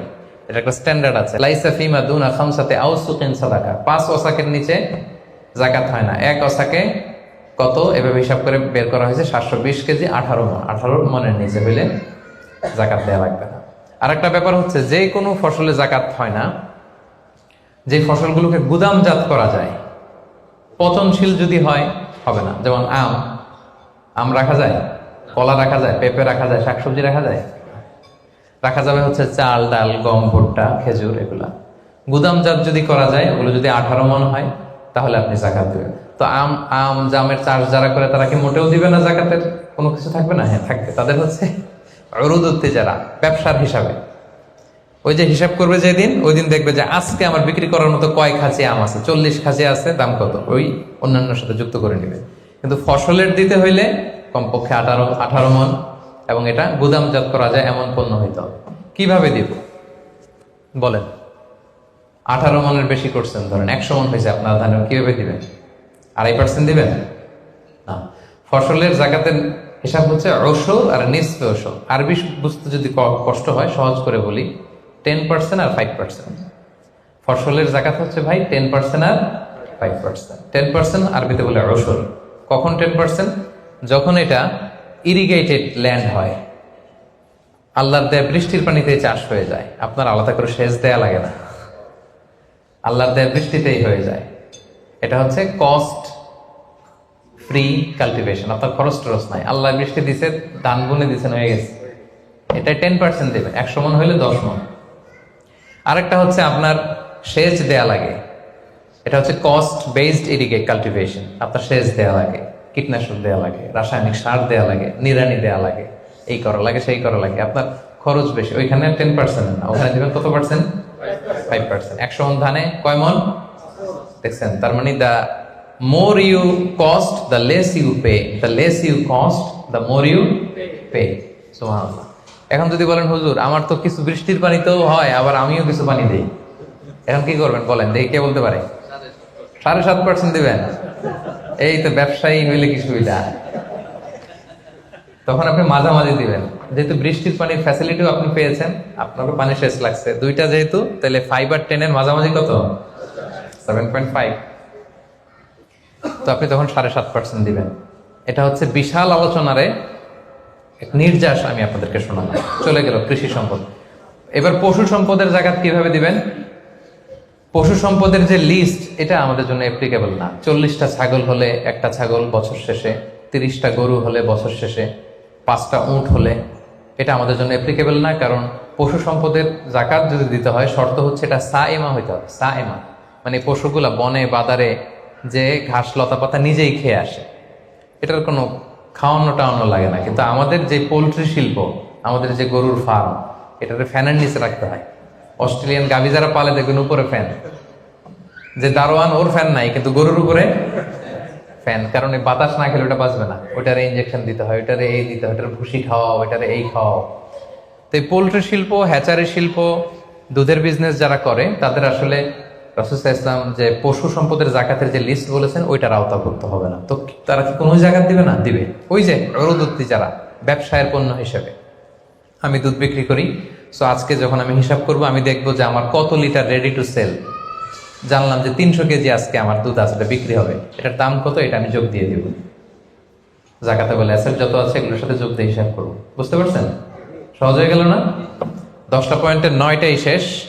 সর্বশেষ পয়েন্ট আমাদের ছিল যে কিভাবে জাকাত দিলে বেশি প্রোডাক্টিভ হবে। আমরা শুরুতে বলেছি জাকাতের শাড়ি বলে ইসলামের শাড়ি নেই, জাকাতের লুঙ্গি বলে লুঙ্গি নেই, এগুলো দিলে জাকাত যথাযথভাবে আসলে আদায় হয় না। তো জাকাতটা আমরা প্রোডাক্টিভ ওয়েতে দিব। দুইভাবে দিলেই আদায় হয়। একটা হচ্ছে আপনার রেগুলার যে নেসেসিটি, এগুলো পূরণের জন্য জাকাত দিলেও হবে। যেমন খাওয়া নাই, তো আপনি খাবার কিনে দিলেন, জামা নাই, জামা কিনে দিলেন, চিকিৎসার অভাব, অসুস্থ, আপনি ওষুধ কিনে দিলেন, আদায় হবে। কিন্তু একটা দারিদ্র বিমোচন হবে না? হবে। আজকে আপনি কিছু খাবার দিলেন, ও খেয়ে কালকে আবার ওদিকে জাকাতের লাইন, ওদিকে যে দাঁড়াবে, কি বলেন? এরপরের দিন শুনবে যে ওইখানে নাকি শাড়ি দিবে, ওইখানে যাবে। আপনি যদি পার্মানেন্ট সলিউশন করার ট্রাই করেন, এইটা হচ্ছে সবচাইতে ইফেক্টিভ, সবচাইতে প্রোডাক্টিভ। তো সেটার জন্য কোনো ফাউন্ডেশনের আন্ডারে, কোনো বোর্ডের আন্ডারে যদি করা যায়, বা আপনাদের মতো বিজনেস ম্যাগনেট যারা আছেন, আপনাদের যদি কোনো জাকাত ম্যানেজমেন্ট এরকম বোর্ড থাকে, আপনারা যদি করতে পারেন, আপনারা আপনাদের এলাকায়, আপনারা চাইলে এভাবে দারিদ্র বিমোচন করতে পারবেন। তবে এটার জন্য শর্ত হচ্ছে মনিটরিং করা লাগে। ধরেন আপনি একজন মহিলা সেলাই করতে জানেন, তাকে সেলাই মেশিন কিনে দিলেন। একজন গরু পালতে চায়, গরু কিনে দিলেন। অস্ট্রেলিয়ান গাই কিনে দিলেন 2টা, এটার দুধ বিক্রি করে ফ্যামিলিটা মোটামুটি চলতেছে। এদের এক ছেলে আছে, সে সিএনজি চালাতে জানে, তো একটা সিএনজি কিনে দিলেন। এলাকায় সিএনজি চালায়, অটোরিকশা চালায়, ভ্যান চালায়, তার ফ্যামিলিটা চলবে না মোটামুটি? সে আর অন্য জায়গায় যে জাকাতের টাকা চাইবে? চাইবে না। এটা প্রোডাক্টিভ। তবে এটার ক্ষেত্রে আপনি যে পরে দিতে যাবেন না কিছু, দেখবেন কার কিসে আগ্রহ। আপনি যে সিএনজি কিনে একজনকে দিলেন, কদিন পরে দেখবেন যে সিএনজি পেয়েছে, ও গাঁজা কিনে খাইতেছে। এরকম আছে। আপনি একটা কিনে দিচ্ছেন, ওইটাতে তার আগ্রহ নাই, ওটা দিবেন না। একজন এসে বললো যে আমি আমার ছেলে ভ্যান চালাই, 4 বছর আগের পুরান এক ভ্যানটা নষ্ট হয়ে গেছে, একটা ভালো ভ্যান হইলে আমাদের ফ্যামিলিটা চলতো। দেখলেন যে সে ভ্যান চালায়, ভ্যান চালানোর যোগ্যতা আছে, এরা এটা দিলে কাজ হবে, এরা 2টা ভ্যান কিনে দেয়। একজন সিএনজি চালায়, সিএনজি নষ্ট হয়ে গেছে, তারে কিনে দেয়। গরু পালার অভ্যাস আছে, নিতে চায়, স্বাবলম্বী হতে চায়, তাকে দেয়। একজন এসে বললো যে আমার ছেলেটারে আমি বিদেশ পাঠাইতে চাই, ও যদি বিদেশে যায় আমার ফ্যামিলিটা সচ্ছল হবে, 5 লক্ষ টাকা লাগবে ওরে পাঠাতে। আমরা গরিব মানুষ 2 লাখ জোগাড় করছি, আর 3 লাখের জন্য পাঠাইতে পারতেছি না। চমৎকার, যদি দেশের বাইরে পাঠানো যায়। আপনি ওখানে 3 লাখ টাকা দিয়ে ছেলেটারে বিদেশে পাঠাই দিলেন, ওর প্রবাসী হিসেবে ও যে টাকা পাঠাবে, ওর পাঠানো টাকায় ওর ফ্যামিলিটা সচ্ছল হয়ে গেল। ঠিক না? এইভাবে যাকে যেটা দিলে, এটা আপনি বুঝবেন, যার ক্ষেত্রে যেটা অ্যাপ্লিকেবল, তাকে যদি আপনি ওইভাবে জাকাতের টাকাটা দেন, ওটা বেশি প্রোডাক্টিভ হবে, ওটা বেশি ইফেক্টিভ হবে। এইভাবে প্ল্যান করে করে যদি আপনারা আপনাদের জাকাতের টাকাগুলো যারা হকদার তাদের হাতে তুলে দিতে পারেন, একাত্ত সে স্বাবলম্বী হবে, দারিদ্র বিমোচন হবে, এবং সমাজ থেকে আমাদের দারিদ্রতা উঠে যাবে। দারিদ্রতা খুব খারাপ জিনিস। রাসূল সাল্লাল্লাহু আলাইহি ওয়াসাল্লাম এই দারিদ্রতা থেকে পানাহ চাইতেন। রাসূল সাল্লাল্লাহু আলাইহি ওয়াসাল্লাম সবসময় পড়তেন, আল্লাহুম্মা ইন্নী আউযু বিকা মিনাল ফাকরি ওয়াল কিল্লাতি ওয়াজ যিল্লা, মানে হে আল্লাহ, আমি দারিদ্রতা, আমি কমতি আর আমি জিল্লতি থেকে পানাহ চাই। রাসূল সাল্লাল্লাহু আলাইহি ওয়াসাল্লাম সবসময় দারিদ্রতা থেকে পানাহ চাইতেন। সো এই দারিদ্রতা বিমোচনের জন্য জাকাতের যে ডায়নামিজম, এটা আমাদেরকে প্রপার ওয়েতে কাজে লাগাতে হবে। আশা করি যে 10টি পয়েন্টে আপনাদের সাথে জাকাত ম্যানেজমেন্টের উপর আলোচনা করেছি। সবাই বুঝতে পারছেন না পয়েন্টগুলো? ওভারঅল কিভাবে জাকাত প্রসেসটা হয়, জাকাত দিতে হয়, একটা ধারণা হয়েছে না? আল্লাহ তাআলা আমাদের সবাইকে কথাগুলো বোঝার ও আমল করার তৌফিক দান করুন। আল্লাহ তাআলা তার মেহেরবানিতে আমাদের যাদেরকে সম্পদশালী বানিয়েছেন, আমরা যেন জাকাত দিয়ে ধন্য হতে পারি, আল্লাহ তৌফিক দান করুন। আমরা যেন এই জাকাতের মাধ্যমে দারিদ্রতা বিমোচন করতে পারি, অভাগা সুবিধা বঞ্চিত মানুষের মুখে যেন আমরা হাসি ফোটাতে পারি, আল্লাহ তাআলা তৌফিক দান করুন। সব সম্পদে জাকাত নাই। আপনার বাসার যে ফার্নিচার, এটা হিসাব করা লাগবে না।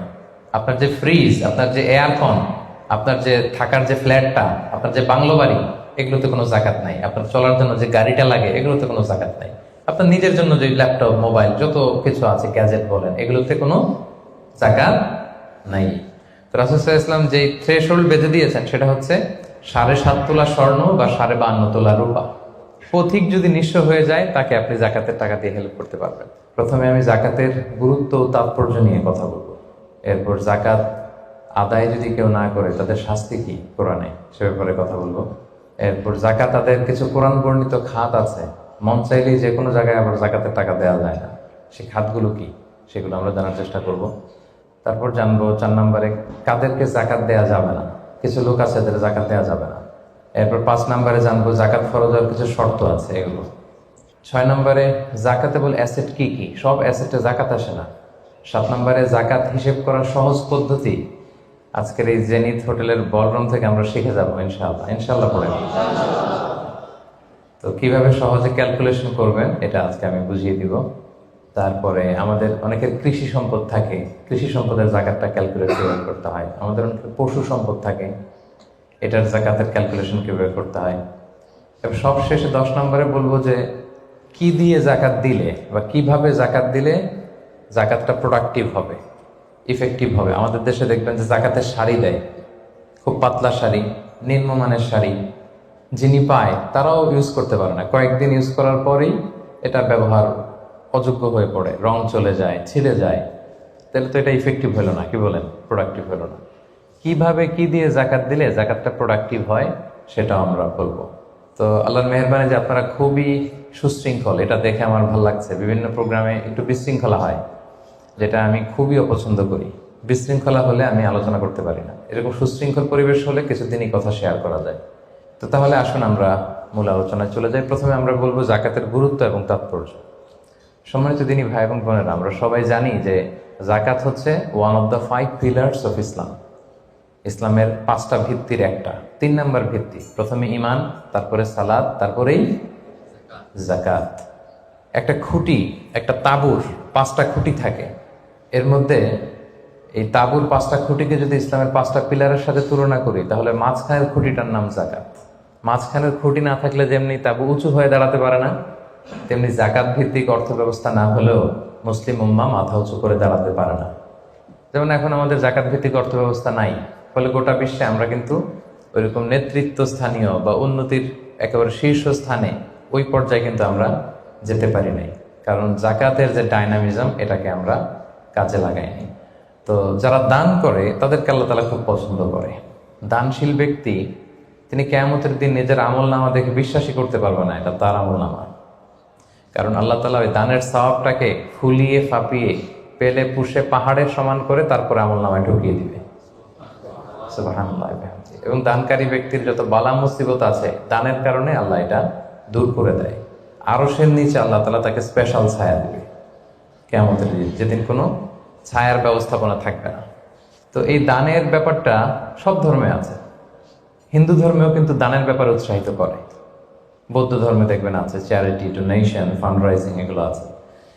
ইহুদি ধর্মে, খ্রিস্ট ধর্মেও আছে। তবে ইসলাম এক্ষেত্রে অনন্য। ইসলাম শুধু দানকে উৎসাহিতই করেনি অন্য ধর্মের মতো, ইসলাম এটাকে ফরজ বানাই দিয়েছে। সুবহানাল্লাহ বলবেন না? নির্দিষ্ট পরিমাণ সম্পদ যদি নির্দিষ্ট সময় পরিমাণ কারো কাছে থাকে, তাহলে তার উপর দান করা ইসলামে কি করে দিয়েছে? ফরজ। অন্য কোনো ধর্ম দানকে ফরজ করেনি, উৎসাহ দিয়েছে সব ধর্ম। কিন্তু ইসলাম এক্ষেত্রে ইউনিক। অন্য ধর্ম দানের ব্যাপারে ইন্সপায়ার করে, ইসলাম এটার অবলিগেটরি বানাই দিয়েছে, দিতেই হবে। এবং ইসলাম বলে আপনি দান করে জাকাত দিয়ে মোটেও যাকে দিলেন তার প্রতি করুণা করেননি, এটা তাদের প্রতি কিন্তু দয়া না। আমি আজকে যাকে জাকাত দিলাম আমি মোটেও দয়া করিনি, করুণাও করিনি, অনুকম্পাও না, বরং এটা তার হক। এটা কি? অফি আমওয়ালিহিম হাক্কুন লিসাইলি ওয়াল মাহরুম। ধনীদের সম্পদে গরিবদের হক। আল্লাহ বলেছেন অধিকার। বলা যায় যে ওরা আমাকে দয়া দেখিয়েছে। যে গরিব ভাইটা আমার জাকাত নিয়ে গেল ও আমাকে দয়া করেছে, কারণ আমার জন্য জাকাত দেওয়া ফরজ। আমার জন্য জাকাত দেওয়া কি? আমি আদায় করতে না পারলে জাহান্নামে যাব। কিন্তু যে জাকাত নেয়ার হকদার ওর জন্য কি জাকাত নেয়া ফরজ? কথা বুঝে নাই বোধহয়।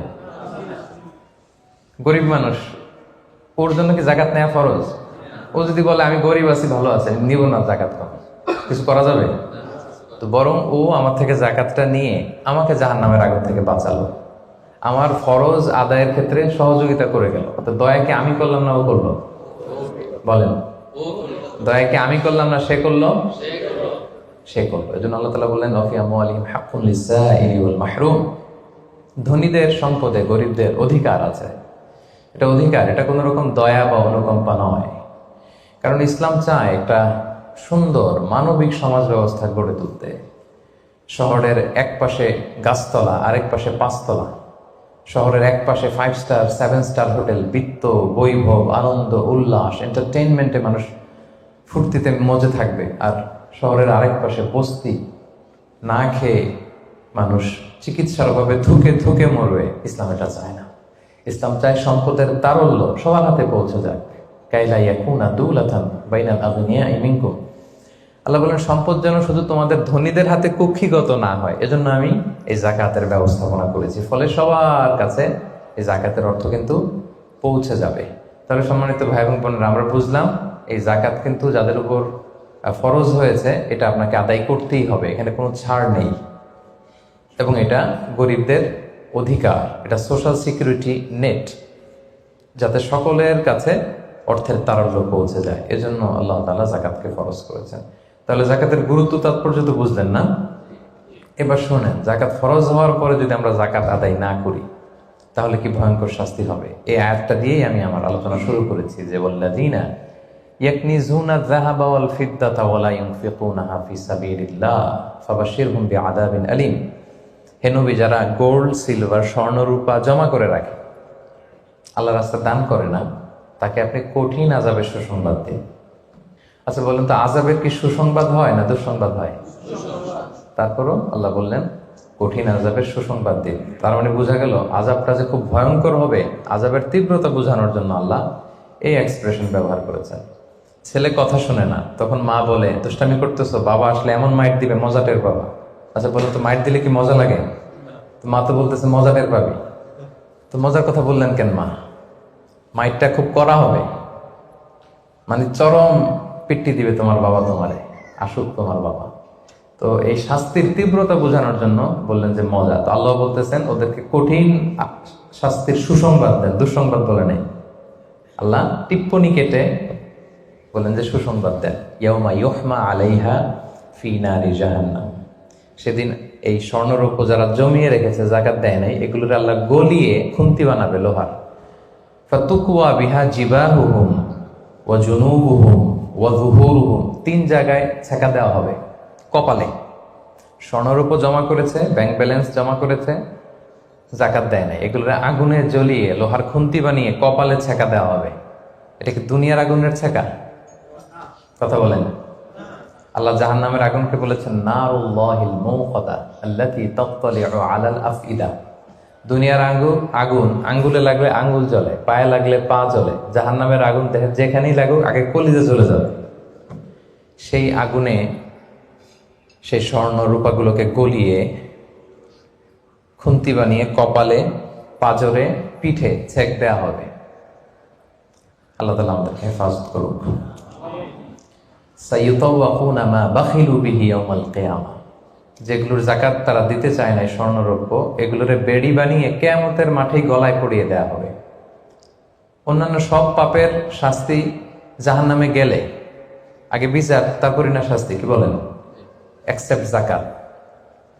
জাকাত যারা দেয় নাই এদের শাস্তি কিয়ামতের ময়দান থেকেই শুরু। অন্যান্য সব শাস্তি জাহান্নামে ঢুকলে, আর জাকাতের শাস্তি সাইয়ুতাওয়াকুনা মা বাখিলু বিহি ইয়াউমাল কিয়ামা, কিয়ামতের মাঠেই গলায় বেড়ি পরানো হবে। বুঝে শুনে সবাই উত্তর দিবেন। আচ্ছা, যেই লোকটাকে কিয়ামতের ময়দানে লক্ষ কোটি মানুষের সামনে লোহার বেড়ি পরিয়ে টানা হলো জাকাত না দেওয়ার কারণে, ও যদি নামাজি হয়ে থাকে, ওর নামাজ কি কাজে লাগলো ওই দিন? বলেন। উনি যদি রোজা রেখে থাকে, ওই দিন ওনার রোজাটা কি কাজে লাগলো? তাহাজ্জুদ পড়তে পড়তে কপালে যদি দাগ ফেলে দেয়, ওই দাগ ওনার কি কাজে লাগলো ওই দিন? কোটি মানুষের সামনে গলায় বেরিয়ে পড়ে যদি আমাকে হেঁচকা টান দেয় জাকাত না দেওয়ার কারণে, তো আমার নামাজ কি কাজে লাগলো বলেন তো? কথা বোঝেন নাই বোধহয়। নামাজ কি কোনো কাজে লাগলো? জাকাতের শাস্তি বড্ড ভয়ঙ্কর যারা জাকাত দেয়নি। হাদিসে আছে আতাহুল্লাহু মালান ওয়া লাম ইউআদ্দি যাকাত, আল্লাহ সম্পদ দিয়েছে কিন্তু তারা আল্লাহর রাস্তায় যাকাত দেয় নাই। এই সম্পদগুলোকে একটা সাপের রূপ দেওয়া হবে। সুজা আন আখরা, বুখারীর বর্ণনা। দ্য মোস্ট ভেনোমাস স্নেক, সুজা আন আকরা, টেকো সাপ। সাপের মাথায় পশম হয়, কিছু চুল, পশম। তো জাহান্নামের সেই সাপ এত বিষাক্ত, ভেনোমাস হবে, বিষের চোটে ওই সাপের মাথায় কোনো পশমও থাকবে না। ওই সাপটাকে পেঁচিয়ে দেওয়া হবে। পেঁচাতে পেঁচাতে এই চোয়ালে এসে সাপটা শুধু ছোবল মারবে, আর কি বলবে জানেন? আনা মালুক, আনা কানসুক, আমি তোমার সম্পদ। আমাকে ভোগ করার জন্য ব্যাংকে রেখে দিছিল না, ফিক্সড ডিপোজিট করে, জাকাত ক্যালকুলেশন করে দেওয়া নাই। আনা মালুক, আনা কানসুক, বলতেই থাকবে, এক একটা ছোবল মারবে। আনা মালুক, আনা কানসুক, I'm your wealth, I'm your bank balance. আমি তোমার সম্পদ, আমি তোমার গহনা, আমি তোমার জুয়েলারি, আমি তোমার অর্নামেন্টস, আমি তোমার গচ্ছিত সম্পদ। হিসাব করে তো দেও নাই, খাওয়ার জন্য রাখছিলা, আজকে খাও। আনা মালুক, আনা কানসুক। আমরা কি কিয়ামতের ময়দানে সেই কঠিন আযাব ভোগ করতে চাই? এই কঠিন শাস্তি ভোগ করার ক্ষমতা কি আমাদের আছে? ওয়াখুলিকাল ইনসানু দাঈফা, আল্লাহ মানুষকে দুর্বল করে বানিয়েছে। তো সম্মানিত সুধী, আল্লাহ তাআলা আমাদেরকে, যাদেরকে সম্পদশালী বানিয়েছেন, আমরা যেন হিসেব করে জাকাত দিয়ে দিই, একেবারে নিয়ম মাফিক। আজকে নিয়মটা শিখে যাব, নিয়ম মাফিক আমরা জাকাত দিব। এটা গরিবের হক, গরিবের হাতে বুঝিয়ে দেব। পারা যাবে তো ইনশাআল্লাহ? ইনশাআল্লাহ। 2 নম্বর পয়েন্টও কভার করলাম। 3 নম্বর পয়েন্ট হচ্ছে জাকাত আদায়ের খাত। সব খাতে জাকাত দেওয়া যায় না। জাকাতের টাকা দিয়ে মসজিদ বানানো যায় না। আজকে বুঝে যান, জেনে যান মাসআলা। জাকাতের টাকা দিয়ে মাদ্রাসা বানানো যায় না। জাকাতের টাকা দিয়ে কালভার্ট, ব্রিজ বানানো যায় না, কারণ ব্রিজে তো ধনীরাও হাঁটবে। কি বলেন? তো ধনীরা কি জাকাতের টাকা কনজিউম করার কোনো সুযোগ আছে? নাই। তার মানে আল্লাহ তাআলা কোরআনে বর্ণিত 8টা খাত উল্লেখ করেছেন। এই 8টা খাতেই আপনাকে জাকাত দিতে হবে, এর বাইরে জাকাত দিলে হবে না। আল্লাহ তাআলা বলেন ইন্নামাস সাদাকাতু লিল ফুকারাই ওয়াল মাসাকিনি ওয়াল আমিলিনা আলাইহা ওয়াল মুআল্লাফাতি কুলুবুহুম ওয়া ফির রিকাবি ওয়াল গারিমিনা ওয়া ফিস সাবিলিল্লাহি ওয়া ইবনিস সাবিল ফারিদাতাম মিনাল্লাহি ওয়াল্লাহু আলিমুল হাকিম। 8টা খাত। এই 8 খাতের বাইরে আপনি জাকাত দিলে আদায় হবে না। 1 নম্বর খাত হচ্ছে লিল ফুকারা, ফকিরদেরকে আপনি দিতে পারবেন। 2 নম্বর খাত হচ্ছে ওয়াল মাসাকিনি, মিসকিনদেরকে দিতে পারবেন। এখন ফকিরকে, মিসকিনকে? ফকির হচ্ছে মানলাহু শাই, যার কিছু জিনিসপত্র আছে, কিছু টাকা আছে, কিছু সম্পদ আছে, কিন্তু ওয়ালা ইয়াকফি, এটা তার হয় না।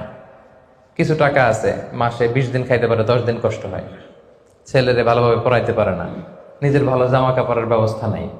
তার মানে কিছু সম্পদ আছে, এতে তার কুলায় না, হয় না, একে বলে ফাকির, একে আপনি দিতে পারবেন। আরেক শ্রেণী হচ্ছে মিসকিন। মিসকিন হচ্ছে মান লাইসা লাহু শাই, যার কিছুই নাই, একেবারে কিছুই নাই। রাস্তাঘাটে অনেক দেখবেন যে ভবঘুরে লুঙ্গি একটা পরে আছে, গায়ে কোনো জামা নেই, ওর কিছুই নাই, এ হচ্ছে মিসকিন। তো এদেরকে আপনি দিতে পারবেন। 1 নম্বরে ফাকির, 2 নম্বরে মিসকিন। এই দুইটাই হচ্ছে বেসিকলি প্রাইমারি সোর্স। এরপর আল্লাহ তাআলা বলেছেন ওয়াল আমিলিনা আলাইহা, জাকাত ফাউন্ডেশনে যারা জব করে, জাকাত ম্যানেজমেন্টে যারা কাজ করে, এদের স্টাফদেরকে জাকাতের টাকা দিয়ে স্যালারি দেওয়া যাবে। যদিও এরা ধনী হোক, এরা তো আর জাকাত নিচ্ছে না, এরা স্যালারি নিচ্ছে, এটা দেওয়া যাবে। 3টা গেল। ওয়াল মুআল্লাফাতি কুলুবুহুম, বিধর্মী, অন্য ধর্মের, বুদ্ধিস্ট, হিন্দু, আপনি চাইলেন যে এরা জাকাতের টাকা দিয়ে একটু হেল্প করলে হয়তো ইসলামের প্রতি আকৃষ্ট হবে, এরকম শর্তে আপনি এরকম মুআল্লাফাতি কুলুবুহুম, অন্য ধর্মের লোকদেরও জাকাত দিতে পারবেন। সাধারণত অন্য ধর্মের লোকদের দেওয়া যায় না, কিন্তু যদি ভাবেন যে দিলে ইসলামের যে জাকাত ব্যবস্থা, ইসলামের সৌন্দর্য, আমরা একটা হেল্পিং হ্যান্ড দেখলে সে আকৃষ্ট হবে, তাইলে দিতে পারবে। অফির রেকব, 4 নম্বরে হচ্ছে দাস মুক্তি। সম্মানিত ভাই বোন বোনেরা, দাস আজাদ করার ক্ষেত্রে আপনি জাকাতের টাকা দিতে পারবেন। তো এখন তো আর দাস নাই, এখন কি করতে পারবেন? এখন এই যে প্রিজনারদেরকে, কারাবন্দি আছে না অনেকে, উল্টাপাল্টা মামলা দিয়ে হামলা করে জেলে ঢুকে রাখছে, তো এর এখন আইনজীবী চালানো লাগে, এর এদিকে টাকা লাগে, ওদিকে টাকা লাগে, বা তার মুক্তির জন্য টাকা লাগতেছে, বা কাউকে কিডন্যাপ করা হয়েছে, গুম করা হয়েছে, এই সমস্ত ইস্যুতে তাদের প্রাণ রক্ষার জন্য, কারামুক্তির জন্য আপনি জাকাতের টাকা দিয়ে হেল্প করতে পারবেন। 4টা গেল। ওয়াল গরিমিন, ঋণগ্রস্ত ব্যক্তি, ঋণের বোঝায় প্রতিদিন খালি ধরে পাওনাদাররা, তার মানে জীবন চালানো না বিশ্বাস হয়ে পড়তেছে, তাকে আপনি ঋণের বোঝা হালকা করার জন্য দিতে পারবেন। অফিস সাবিলিল্লাহ, 4 নম্বর হচ্ছে আল্লাহর রাস্তায় যারা আছে। এগুলোর প্রত্যেকটা আমি 1 ঘন্টা করে আলোচনা করতে পারবো। প্রত্যেকটা পয়েন্ট যদি ইন ডিটেল ফিকহি ইস্যুসগুলো নিয়ে কথা বলি, লম্বা চড়া আলোচনা হবে। আমি জাস্ট আপনাদের মাথায় একটু করে জাস্ট শোনাচ্ছি, তাহলে ওভারঅল একটা ধারণা আপনি পেয়ে যাবেন। অফিস সাবিলিল্লাহ, আল্লাহর রাস্তায় যারা আছে, এর দ্বারা উদ্দেশ্য হচ্ছে যারা আল্লাহর রাস্তায় জেহাদ করছে। ফিলিস্তিনে আমার ভাইরা জেহাদ করছে, কাশ্মীরে জেহাদ করছে, সশস্ত্র সংগ্রামে তাদের যে যুদ্ধাস্ত্র যা যা প্রয়োজন, এই ক্ষেত্রে আপনি দিতে পারবেন। আধুনিক সময় অনেক স্কলাররা বলে যে এই যে এতিমখানাতে অনেক ছেলে আছে, অনাথ এতিম, তারপর টাকা পয়সা নাই, তারাও তো তাদের লাইফটা ইসলামের জ্ঞান আহরণের জন্যই ডেডিকেট করেছে, তারাও ফি সাবিলিল্লাহ, ওখানেও দিতে পারবে। সর্বশেষ হচ্ছে অফিস সাবিলিল্লাহি ওয়াবনিস সাবিল, পথিক। পথিক যদি নিঃস্ব হয়ে যায়, তাকে আপনি জাকাতের টাকা দিয়ে হেল্প করতে পারবেন। ধরেন একজন পথিক, বাড়ি হচ্ছে কেলান্তান, এখন কেলে আইসা মলম পার্টির খপ্পরে পড়া সব শেষ, কিছুই নাই আর, তার সব নিয়ে গেছে। তো এখন সে ওইদিকে কেলান্তানে অনেক ধনী, কিন্তু এইখানে টাকা পয়সা নাই। এখন এই যে তার টাকা নাই, তাকে পৌঁছতে হবে, তা খাইতে হবে, আপনি জাকাতের টাকা দিয়ে তাকে হেল্প করতে পারবেন। এখন অবশ্যই এটা খুব প্রযোজ্য না, কারণ ক্রেডিট কার্ড থাকে বাংলাদেশে, ধরেন বিকাশ সে সিস্টেম আছে, বা খুব সামহাও তার কারো নাম্বার মুখস্থ থাকলে ফোন করলে টাকার ব্যবস্থা হয়ে যাবে। কিন্তু শরীয়ত কিন্তু এটাও রেখেছে, পথিক মুসাফিরকে আপনি হেল্প করতে পারবেন। তাহলে এই 8টা খাত ছাড়া কিন্তু সম্মানিত ভাই বোন বোনেরা, আপনি অন্য খাতে জাকাত দিলে জাকাত আদায় হবে? মন মতো দিলে হবে না। কিন্তু 4 নম্বরে আমরা জানবো কাদেরকে জাকাত দেওয়া যাবে না। এতক্ষণ তো জানলাম কোথায় কোথায় দেওয়া যাবে, এবার শুনবো কাদের দেওয়া যাবে না। 1 নম্বর, হাশিমি খানদানের কাউকে দেওয়া যাবে না। বানু হাশিম মানে রাসূলুল্লাহ সাল্লাল্লাহু আলাইহি ওয়াসাল্লামের বংশধর। আমাদের একটা বংশ আছে না, কেউ মুন্সি বংশ, কেউ চৌধুরী বংশ, কেউ ওই বংশ। রাসূল সাল্লাল্লাহু আলাইহি ওয়াসাল্লামের বংশের নাম কি? হ্যাঁ, কুরাইশের হাশিমি খানদানের বংশ। বানু হাশিম, ওনারা কুরাইশ হচ্ছে অনেক বড় একটা গ্রুপ, এটার মধ্যে বানু জাহারা আছে, বানু হাশিম আছে। তো এখানে রাসূল সাল্লাল্লাহু আলাইহি ওয়াসাল্লাম হচ্ছেন বনু হাশিম। বনু হাশিমের লিনিয়েজে যারা আসবে, আপনি যদি জানতে পারেন তিনি বনু হাশিম, আপনি জাকাত দিতে পারবেন না, ওনারা জাকাত খেতে পারবে না।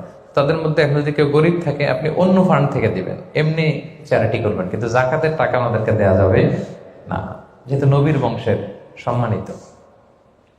জাকাতের খেজুর একবার মদিনায় স্তূপ করে রাখা। রাসূল সাল্লাল্লাহু আলাইহি ওয়াসাল্লামের ছোট নাতি হুসাইন রাদিয়াল্লাহু তাআলা আনহু তখন তো ছোট পায়ে হাঁটতে হাঁটতে যে ওই জাকাতের একটা খেজুর নিয়ে খাওয়া শুরু করছে। বাচ্চা থাকতে তো সবাই আমরা এরকমই করতাম, খাবার পেলেই কি বিস্কিট দেখলে, চকলেট দেখলে, এটা কার, আমার না কার, এটা দেখার বিষয় না, আগে মুখে দাও। তো হোসেন রাদিয়াল্লাহু তাআলা আনহু জাকাতের খেজুর তো উনি বোঝে নাই, উনি হাঁটতে হাঁটতে যে জাকাতের খেজুর খাওয়া শুরু করছে। রাসূল সাল্লাল্লাহু আলাইহি ওয়াসাল্লাম দূর থেকে দেখে উনি দৌড়ে গেলেন, যে বললেন কিহ কিহ, হাদিসে আছে শব্দটা, আরবিতে বলে কিহ কিহ, মানে আমরা বাংলায় কি বলি ওয়াক থু, থু মেরে ফেলে দাও, থুতু ফেলো যেটা বলি। রাসূল সাল্লাল্লাহু আলাইহি ওয়াসাল্লাম বললেন লা তা'লাম আন্না লা নাকুলু সাদাকা, নানা ভাই তুমি কি জানো না যে আমরা সাদাকার মাল খেতে পারি না? নাতিকে শিক্ষা দিচ্ছে, এডুকেট করছে যে হুসাইন তুমি কি জানো না যে আমরা সাদাকার মাল খেতে পারি না, আমরা তো বানু হাশিম। এবং রাসূল সাল্লাল্লাহু আলাইহি ওয়াসাল্লাম জোর করে ওই খেজুরটা বের করে দিলেন মুখ থেকে। তাহলে বনু হাশিমের কাউকে দেওয়া যাবে না, অমুসলিম কাউকে জাকাত দেওয়া যাবে না, এক্সেপ্ট ওয়াল মুআল্লাফাতি কুলুবুহুম, যদি এই ইস্যু হয় যে এটা দিলে ইসলামের প্রতি তার একটা আকর্ষণ বাড়বে, এরকম হলে দিতে পারবেন, ইন জেনারেলি দেওয়া যাবে না। 3 নম্বর হচ্ছে ধনী কাউকে জাকাত দেওয়া যাবে না, যার টাকা আছে এরা জাকাত দেওয়া যাবে, পয়সাওয়ালা কাউকে না। তবে এখানে এক্সেপশন হচ্ছে ওই যে ওয়াল আমিলিনা আলাইহা, জাকাত সেন্টারে যদি জব করে স্যালারি দেওয়া যাবে, পথিক হয়ে যদি নিঃস্ব হয়ে যায়, আসলে ধনী, তো রাস্তায় টাকা পয়সা হারাই ফেলছে, তাকে দেয়া যাবে। আল্লাহ রাস্তায় জেহাদ করতেছে, ধনী, কিন্তু জেহাদের সামগ্রীর মধ্যে যদি জাকাতের সম্পদের কিছু থাকে, ওটা উনি ইউজ করতে পারবে। 4 নাম্বার, ঔরসজাত সম্পর্কের কাউরে জাকাত দেওয়া যায় না। হ্যাঁ, আপনার বাবা, আপনার মা, আপনার নানা নানি, দাদা দাদি, যত উপরে যাক, এদেরকে আপনি জাকাত দিতে পারবেন না। আপনার নিচের যারা, আপনার ছেলে মেয়ে, আপনার নাতি নাতনি, এদের ছেলে মেয়ে ছেলে মেয়ে ছেলে মেয়ে যত যাবে, যত নিচে যাক, জাকাত দিতে পারবেন না। গেল। 5 নাম্বার হচ্ছে স্বামী তার স্ত্রীকে জাকাত দিতে পারবে না। কেন? কারণ স্ত্রীর ভরণ পোষণ দেয়া স্বামীর জন্য কি ফরজ বা ওয়াজিব। তা আপনার তো তার ভরণ পোষণ দিতে হবে, জাকাত দেবেন কিভাবে? স্ত্রী দিতে পারবে হাজবেন্ডকে। ইন এনি কেস, আসলে হাজবেন্ড ওয়াইফের মধ্যে জাকাত দেওয়ানোর সম্পর্ক নাকি? তো ভালোবাসার সম্পর্ক। স্বামী স্ত্রীর মধ্যে তো ভালোবাসার সম্পর্ক। তো ইন এনি কেস ইসলাম বলে যে প্রত্যেকে কিন্তু ইন্ডিভিজুয়াল। একটা জিনিস খেয়াল রাখবেন, আপনি আর ভাবির জাকাত কিন্তু একসাথে হবে না, বুঝতে পারছেন? ভাবির জাকাত ভাবি দিবে, আপনার জাকাত আপনি দিবেন। ইসলামে প্রত্যেককে আলাদা ইন্ডিভিজুয়াল হিসেবে আল্লাহর কাছে দাঁড়াইতে হবে। নামাজের হিসাব যেমনি আমার আলাদা, আমার বউয়ের আলাদা, জাকাতেরটাও আমার আলাদা, আমার স্ত্রীর আলাদা। অনুরূপভাবে যাদের ভরণ পোষণের দায়িত্ব আপনার কাঁধের উপর, তাদেরকে আপনি জাকাত দিতে পারবেন না, কারণ এটা আপনার দায়িত্ব, এজন্য পারবেন না। এবার জাকাত ফরজ হওয়ার শর্ত আছে, এই শর্তগুলো আমরা শুনব। 5টা শর্ত। প্রাইমারি শর্ত হচ্ছে নেসাব পরিমাণ সম্পদের মালিক হওয়া, আর এটা হাওলানিল হাওল, 1 বছর থাকা। এগুলো হচ্ছে প্রাইমারি শর্ত। আরো 3টা সেকেন্ডারি শর্ত হচ্ছে আল মিলকিয়া, পূর্ণ ওনারশিপ থাকা, আর জিয়াদা, এটা আপনার অতিরিক্ত টাকা এটা হওয়া, আর হচ্ছে আদামুদ্দুয়ুন, ঋণ না থাকা। এই 5টা শর্ত আমি ব্যাখ্যা করলে আপনি বুঝবেন। 1 নাম্বার হচ্ছে নিসাব পরিমাণ সম্পদের মালিক হওয়া। আপনি সামান্য কিছু সম্পদের মালিক হইলে এখান থেকে জাকাত দিতে হবে, শরীয়ত কিন্তু এটা বলে নাই। সুবহানাল্লাহ। আপনি জাকাতের নিয়ম শুনলে দেখবেন যে ইসলাম কতটা ব্যালেন্সড। একটা থ্রেশহোল্ড আছে, একটা স্ট্যান্ডার্ড আছে, এই মানে গেলে দিবেন। সেটা কত? সেটা গোল্ড আর সিলভার দিয়ে রাসূল সাল্লাল্লাহু আলাইহি ওয়াসাল্লাম দিয়েছেন, কারণ তখন গোল্ড আর সিলভারের কয়েন ছিল, মুদ্রা ছিল। আগে কিন্তু সোনা আর রূপা দিয়েই মুদ্রা বানানো হতো, পরে এটা পেপার মানি শুরু হয়েছে, কাগজের টাকা। তো একটা হচ্ছে দিনার আর একটা দিরহাম। তো রাসূল সাল্লাল্লাহু আলাইহি ওয়াসাল্লাম যে থ্রেশহোল্ড বেঁধে দিয়েছেন সেটা হচ্ছে 7.5 তোলা স্বর্ণ বা 52.5 তোলা রূপা। আই রিপিট, এটা সবাই জানেন আশা করি, যে 7.5 তোলা স্বর্ণ আর 52.5 তোলা রূপা। আধুনিক সময়ে গ্রাম দিয়ে দোকানদাররা হিসাব করে, তো গ্রাম দিয়ে যদি আপনি বুঝেন তাহলে 85 গ্রাম স্বর্ণ অথবা 595 গ্রাম রূপা, এটা হচ্ছে থ্রেশহোল্ড নিসাব, অথবা এর সমপরিমাণ অর্থ, ক্যাশ টাকা যদি আপনার কাছে থাকে, তাহলে আপনি নিসাবের মালিক হয়েছেন। যেদিন আপনি এই নিসাবের মালিক হবেন, ওই দিনটা আপনি ডায়েরিতে টুকে রাখবেন, কারণ এটা যদি 1 বছর আপনার কাছে এরকম থাকে, 1 বছর পরে যে আপনি জাকাত দিবেন, কিভাবে দিবেন আমি সামনে বলবো। তো এই নেসাব নিয়ে একটা প্রবলেম আছে। প্রবলেমটা হচ্ছে 7.5 তোলা স্বর্ণ আর 52.5 তোলা রূপার দাম কিন্তু এক না। 52.5 তোলা রূপার দাম খুব কম, আর 7.5 তোলা স্বর্ণের দাম অনেক বেশি। এটা হইল একটাই কম আর একটা বেশি। ঘটনা হচ্ছে রাসূল সাল্লাল্লাহু আলাইহি ওয়াসাল্লাম যখন এই থ্রেশহোল্ডটা বেঁধে দিয়েছিলেন নিসাবটা, তখন দুইটার মান সমান ছিল। তখন 7.5 তোলা স্বর্ণ দিয়ে 52.5 তোলার মতো রূপা পাওয়া যেত, অথবা কেউ 52.5 তোলা রূপা বিক্রি করলে 7.5 তোলা স্বর্ণ পেত।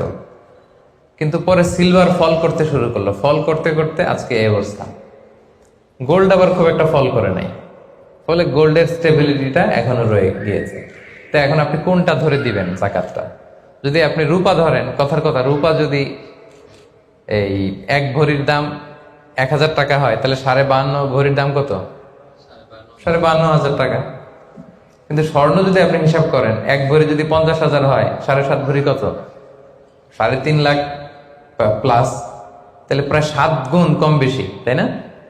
এটা নিয়েই হয়ে গেছে জটিলতা। তো এখন আপনি কোনটা ধরে দিবেন? অনেকে বলে না গোল্ড দিব, কারণ গোল্ড ফল করে নাই, এটার যে স্ট্যান্ডার্ড এটা এখনো বজায় আছে। এটা নিয়ে অনেক আলোচনা, আমি খুব সংক্ষেপে বলি। কেউ বলে গোল্ড দিব, কেউ বলে রূপা দিব। এখন আমি কি বলি? আমি আপনাদেরকে সাজেস্ট করব আপনারা রূপারটা ধরবেন। রূপারটা ধরলে কি লাভ হবে জানেন? 2 দিকেই লাভ, আপনারও লাভ, যিনি নিবে আরও লাভ। রূপারটা ধরলে বেশি সংখ্যক লোক জাকাত দান করতে হবে, তাই না? আর বেশি সংখ্যক গরিব লোকও টাকা পাবে, কি বলেন? তো দুই পক্ষে লাভ হইল না? এখন প্রশ্ন করতে পারেন, হুজুর ও পাইছে ওর লাভ, আমার লাভ কি? আপনার তো সবচেয়ে বড় লাভ, আপনি তো সওয়াব পাবেন আখিরাতে। এটা আমাদের বেশি দরকার না? কি বলেন? যিনি গ্রহীতা উনি পেয়ে লাভ, তার লাভ হইল, আর যিনি দাতা তিনি সওয়াব পেয়ে লাভবান হইলেন, তিনি সম্মানিত জাকাত দাতা হইলেন। অল্প আসুক না, ধরেন আপনার 1000 টাকা জাকাত আসছে, তা আপনি যদি 1000 টাকা জাকাত দেন, এটা আপনার হৃদয়ে একটা প্রশান্তির কারণ হবে না যে আমি সম্মানিত জাকাত দাতা, আলহামদুলিল্লাহ আই এম এ জাকাত পেয়ার। এবং এত বড় একটা ফরজ ইবাদতের লিস্টে যে আপনি ঢুকতে পারছেন, এটাও তো কম কিসে, কি বলেন? এজন্য স্বর্ণেরটা না ধরে রূপারটা ধরবেন। আপনাদের যে টাকা পয়সা, আপনাদের তো হীরা দিয়ে করা দরকার আপনাদের নেশা। এনিওয়ে, তো এজন্য আপনারা রূপারটা ধরবেন, তাহলে লোকজন উপকৃত হবে বেশি, সম্মানিত ভাই এবং বোনেরা। তাহলে 5টা শর্তের প্রথমটা তো বুঝে গেছেন, নিসাব, কি বলেন? নিসাব বুঝে গেছেন না? 2 নম্বর শর্ত হচ্ছে শুধু এই নেশাব পরিমাণ সম্পদের মালিক হইলেই হবে না ভাইরা, এটাকে হাল আনিল হাউল বলে, মানে 1 বছর আপনার কাছে থাকতে হবে। দেখেন ইসলাম কতটা ভারসাম্যপূর্ণ। কিছু টাকা আপনার কাছে থাকলে এই জাকাত দাও না, এটা 1 বছর থাকতে হবে। যদি দেখা যায় যে আপনার সব খরচ শেষে 1 বছর এই টাকাটা আপনার কাছে অলস পড়ে আছে, তাহলে বোঝা গেল যে আপনি সম্পদশালী এবং আপনার অর্থের একটা স্টেবিলিটি আছে, কি বলেন? তাহলে আপনি নেশাব পরিমাণ সম্পদের মালিক হলেন, এবং 1 বছর যদি থাকে, 1 বছর শেষে আপনি জাকাত দিবেন। এই বছরটা কিন্তু সৌর বছর না, সোলার ইয়ারে হিসাব করলে হবে না, এটা লুনার ইয়ারে, চান্দ্র বছরে। খেয়াল রাখতে হবে, সৌর বছর জানুয়ারি ফেব্রুয়ারি মাসের যে হিসাবটা, এটা 365 দিনে 1 বছর। কিন্তু যেটা লুনার ইয়ার, চন্দ্র বছর, এটা কতদিন 1 বছর কে জানে? কেউ জানেন না? 300 হ্যাঁ 354 দিন, রাইট। 354 দিন, সামান্য কিছু সময়। তো 11 দিনের কিন্তু এখানে ডিফারেন্স আছে, 11 দিনের ডিফারেন্স আছে। তো আপনি হিসেব করবেন হচ্ছে চান্দ্র বছর অনুযায়ী, সৌর বছর অনুযায়ী না। তো সৌর বছর অনুযায়ী যদি করেন, তাহলে আপনার জাকাত কিন্তু 2.5% থাকবে না। চান্দ্র বছর অনুযায়ী আপনার 2.5%, সৌর বছর করলে ওইটা 2.58% হয়ে যাবে। একটু বাড়বে না? কারণ কতদিন বেশি? 11 দিন বেশি, পার্সেন্টেজও বেড়ে যাবে। তখন কিন্তু জাকাত আপনার 2.5% থাকবে না, 2.58%। বলার আগে বুঝে যায়, কারণ সব ব্যবসায়ী সারাদিন ক্যালকুলেটর নিয়ে কোত্থেকে শিপমেন্ট হইলো, কত মিলিয়ন গেল, কত মিলিয়ন ঢুকলো, সব মুখস্থ, যেন বলার আগে বুঝে ফেলতেছে চটচট করে, মাশাআল্লাহ। তো তখন আর 2.5% হচ্ছে না, 2.58% হচ্ছে। তাহলে সম্মানিত ভাইরা, আপনি ধরেন, উদাহরণস্বরূপ ধরেন যে আপনি গত রমজানের 20 তারিখে সর্বপ্রথম নিসাব পরিমাণ সম্পদের মালিক হয়েছিলেন। তো তারপরে আপনি খেয়াল করবেন যে দেখি সারা বছর এই পরিমাণ অতিরিক্ত অলস টাকা আমার কাছে পড়ে থাকে কিনা। থাকতে এই রমজানের 20 পর্যন্ত দেখেন যে টাকা ওইটা তো আছে, আরো হয়েছে টাকা। তো তার মানে আপনি এখন জাকাত দিবেন, যেহেতু নেসাবের মালিকও হয়েছেন, আবার পূর্ণ একটা চন্দ্র বছরও আপনার অতিক্রম করেছে, স্থায়ী হয়েছে, তখন আপনি জাকাত হিসাব করবেন। তাহলে 2টা শর্ত বুঝলেন না? 3 নাম্বার হচ্ছে ওনারশিপ, আপনার মালিকানা থাকতে হবে। যে সম্পদটা আছে, খালি আপনার কাছে টাকা থাকলেই হবে না, এটা কমপ্লিট, আরবিতে তাসাররুফ বলে, কমপ্লিট ওনারশিপ আপনার থাকতে হবে। এখন একজনের আমানতের টাকা আপনার আছে, ওইটা আপনি জাকাত দিতে পারবেন?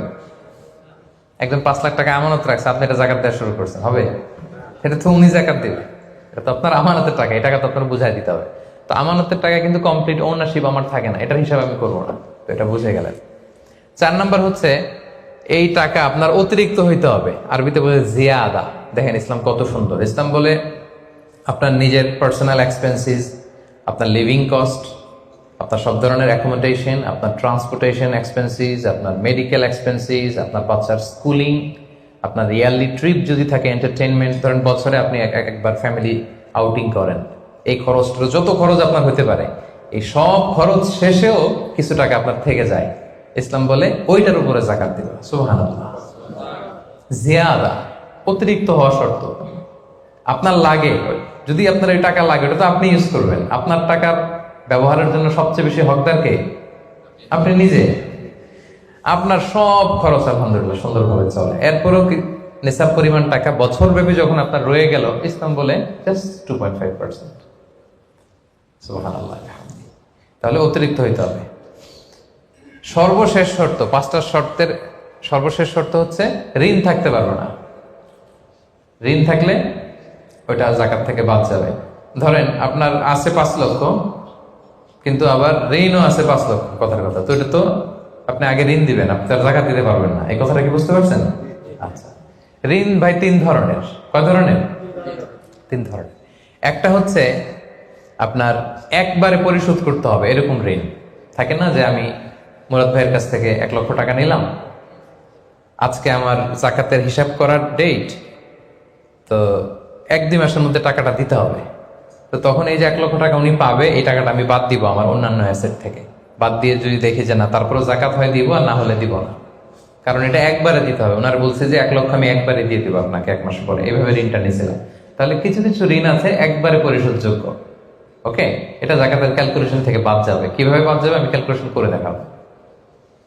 ঋণের দ্বিতীয় প্রকার হচ্ছে ইনস্টলমেন্টের কিছু ঋণ আছে, কিস্তিতে দেয়া লাগে। লেটস সে আমি 1 কোটি টাকা দিয়ে একটা গাড়ি কিনেছি, BMW গাড়ি, বা 50 লক্ষ টাকা দিয়ে আমি একটা হুন্ডা গাড়ি কিনেছি, 50 লক্ষ টাকা। তো এটা আমি কিস্তিতে কিনেছি।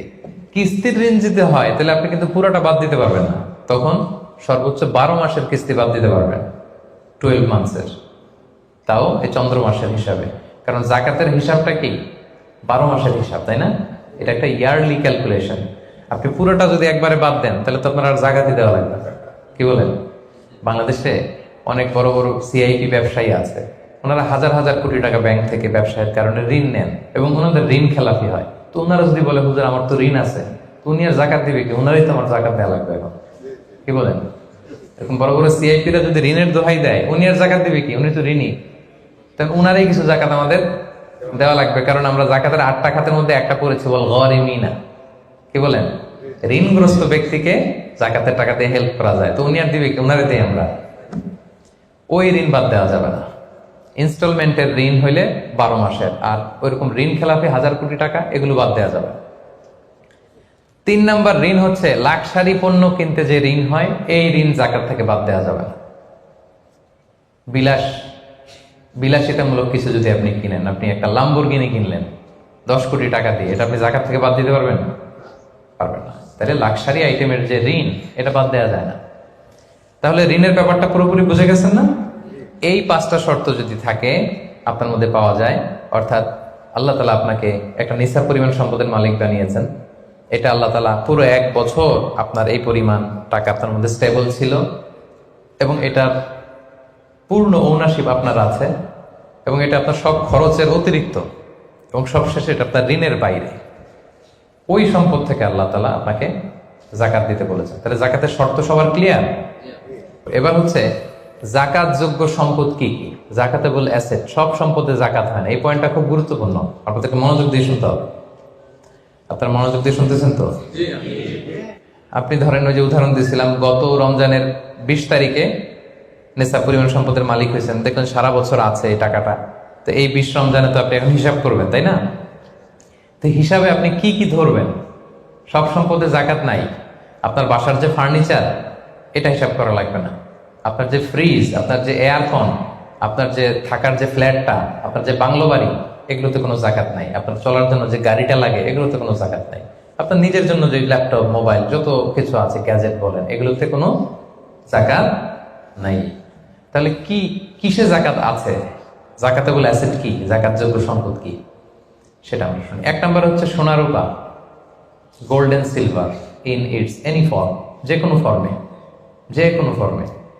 এটা জুয়েলারি হোক, অর্নামেন্টস হোক, এটা বার হোক, বিস্কিট হোক। অনেকে গোল্ডের বার কিনে না, দেখবেন 999 ফাইনেস্ট গোল্ড, একেবারে খাপটাত নাই, 24 ক্যারেটের গোল্ড, 999 লেখা থাকবে ওটার উপরে চকচকে, আপনার গোল্ডের বার, গোল্ডের বিস্কিট। অনেকে শখ করে গোল্ডের প্লেট, টেট, তৈজসপত্র এগুলো কিনে। হ্যাঁ, স্বর্ণের ঘড়ি অনেকে কিনে। পুরুষের জন্য কিন্তু স্বর্ণের ঘড়ি, আংটি কোনোটাই পরা বৈধ না। কিন্তু যদি কেউ কিনে, স্বর্ণের কলম আছে, শখ করে কিনে অনেকে, টাকা রাখার জায়গা পায় না, তো ভাবে যে একটা কলম কিনে ফেলি স্বর্ণের, তারপর স্বর্ণের ঘড়ি, স্বর্ণের এই সেই। তো এরকম জুয়েলারি বলেন, তৈজসপত্র বলেন, যা যা আছে আপনার সব হিসাব করতে হবে in its any form. Gold and silver, এটা জাকাতেবল অ্যাসেট। বোনেরা অনেক সময় প্রশ্ন করে যে যেই গহনা আমি পরি এটারও কি যাকাত দিতে হবে? ইখতিলাফপূর্ণ মাসালা, বিশুদ্ধ মত হচ্ছে দিতে হবে। 3 মাযহাব বলছে দেয়া লাগবে না, ইমাম আবু হানিফা বলছে দেয়া লাগবে, এবং আবু হানিফা রাহিমাহুল্লাহর কথাটাই ভ্যালিড, বেশি যুক্ত। সুনানে আবু দাউদের হাদিস, আম্মা জান আয়েশা রাদিয়াল্লাহু তাআলা আনহা স্বর্ণের বা রূপার একটা আংটি পরে আছেন, রাসূল সাল্লাল্লাহু আলাইহি ওয়াসাল্লাম বলেন যাকাত দিছো? আম্মা জান বলেন না, এটা পড়ছি যাতে আপনার সামনে আমি আমার সৌন্দর্য বাড়াতে পারি। রাসূল সাল্লাল্লাহু আলাইহি ওয়াসাল্লাম বললেন হাসবুকি মিনান নার, জাহান্নামে ঢুকাতে এটাই যথেষ্ট। সাথে সাথে যাকাত দিয়ে দিলেন আম্মা জান আয়েশা। তো আম্মা জান আয়েশা তো এটা পরিহিতা ছিলেন, কি বলেন। আরেক নারী আসলেন তার মেয়েকে নিয়ে, হাতে 2টা স্বর্ণের চুড়ি। রাসূল বলেন যাকাত দিছো? দেই নাই। বলতেছে তুমি কি পছন্দ করো যে এই 2টা চুড়ির পরিবর্তে আগুনের 2টা চুড়ি জাহান্নামে পরানো হবে? ওই মহিলা ভয়ে তাড়াতাড়ি খুলে দিচ্ছে, ইয়া রাসূলুল্লাহ নেন, পুরোটাই দিয়ে দিলেন। তো এই হাতের বালাও কিন্তু ওই মেয়ে হাতে পড়া ছিল, তাই না? এতে করে বোঝা যায় যেই জুয়েলারি আমার বোনেরা আপনারা ইউজ করেন সেটারও যাকাত দিতে হবে, আপনার সিন্ধুকে থাক, গলায় থাক, আপনি সব কাউন্ট করে যাকাত দিবেন। তবে আপনি বিক্রয় মূল্য হিসাব করবেন, কারণ আপনি 1 লক্ষ টাকা দিয়ে একটা নেকলেস কিনছেন, বেচতে গেলে কি 1 লক্ষ পাবেন? কথা বোঝেন নাই? পাবেন? এটার সাথে খাত আছে, এটার মেকিং চার্জ আছে, জুয়েলারি দোকানেরও একটা মেকিং চার্জ রাখে।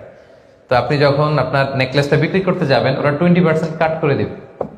1 লক্ষ টাকার নেকলেস আপনি দোকানে বেচতে গেলে কত টাকা পাবেন? 80,000 হিসাব করবেন, বিক্রয় মূল্য ধরতে হবে।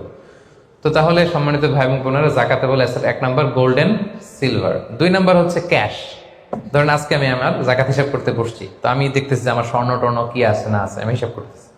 স্বর্ণের পালা গেল, এবার আমি হিসাব করবো আমার ক্যাশ কোথায় আছে, পকেটে কত, ওয়ালেটে কত, ড্রয়ারে কত, ব্যাংকে কত, কারেন্ট অ্যাকাউন্টে কত, ফিক্সড অ্যাকাউন্টে কত, সেভিংস অ্যাকাউন্টে কত, যত জায়গায় আপনার যত ক্যাশ ফর্মে টাকা আছে এটা আপনি হিসেব করবেন। এগুলো জাকাতেবল অ্যাসেট।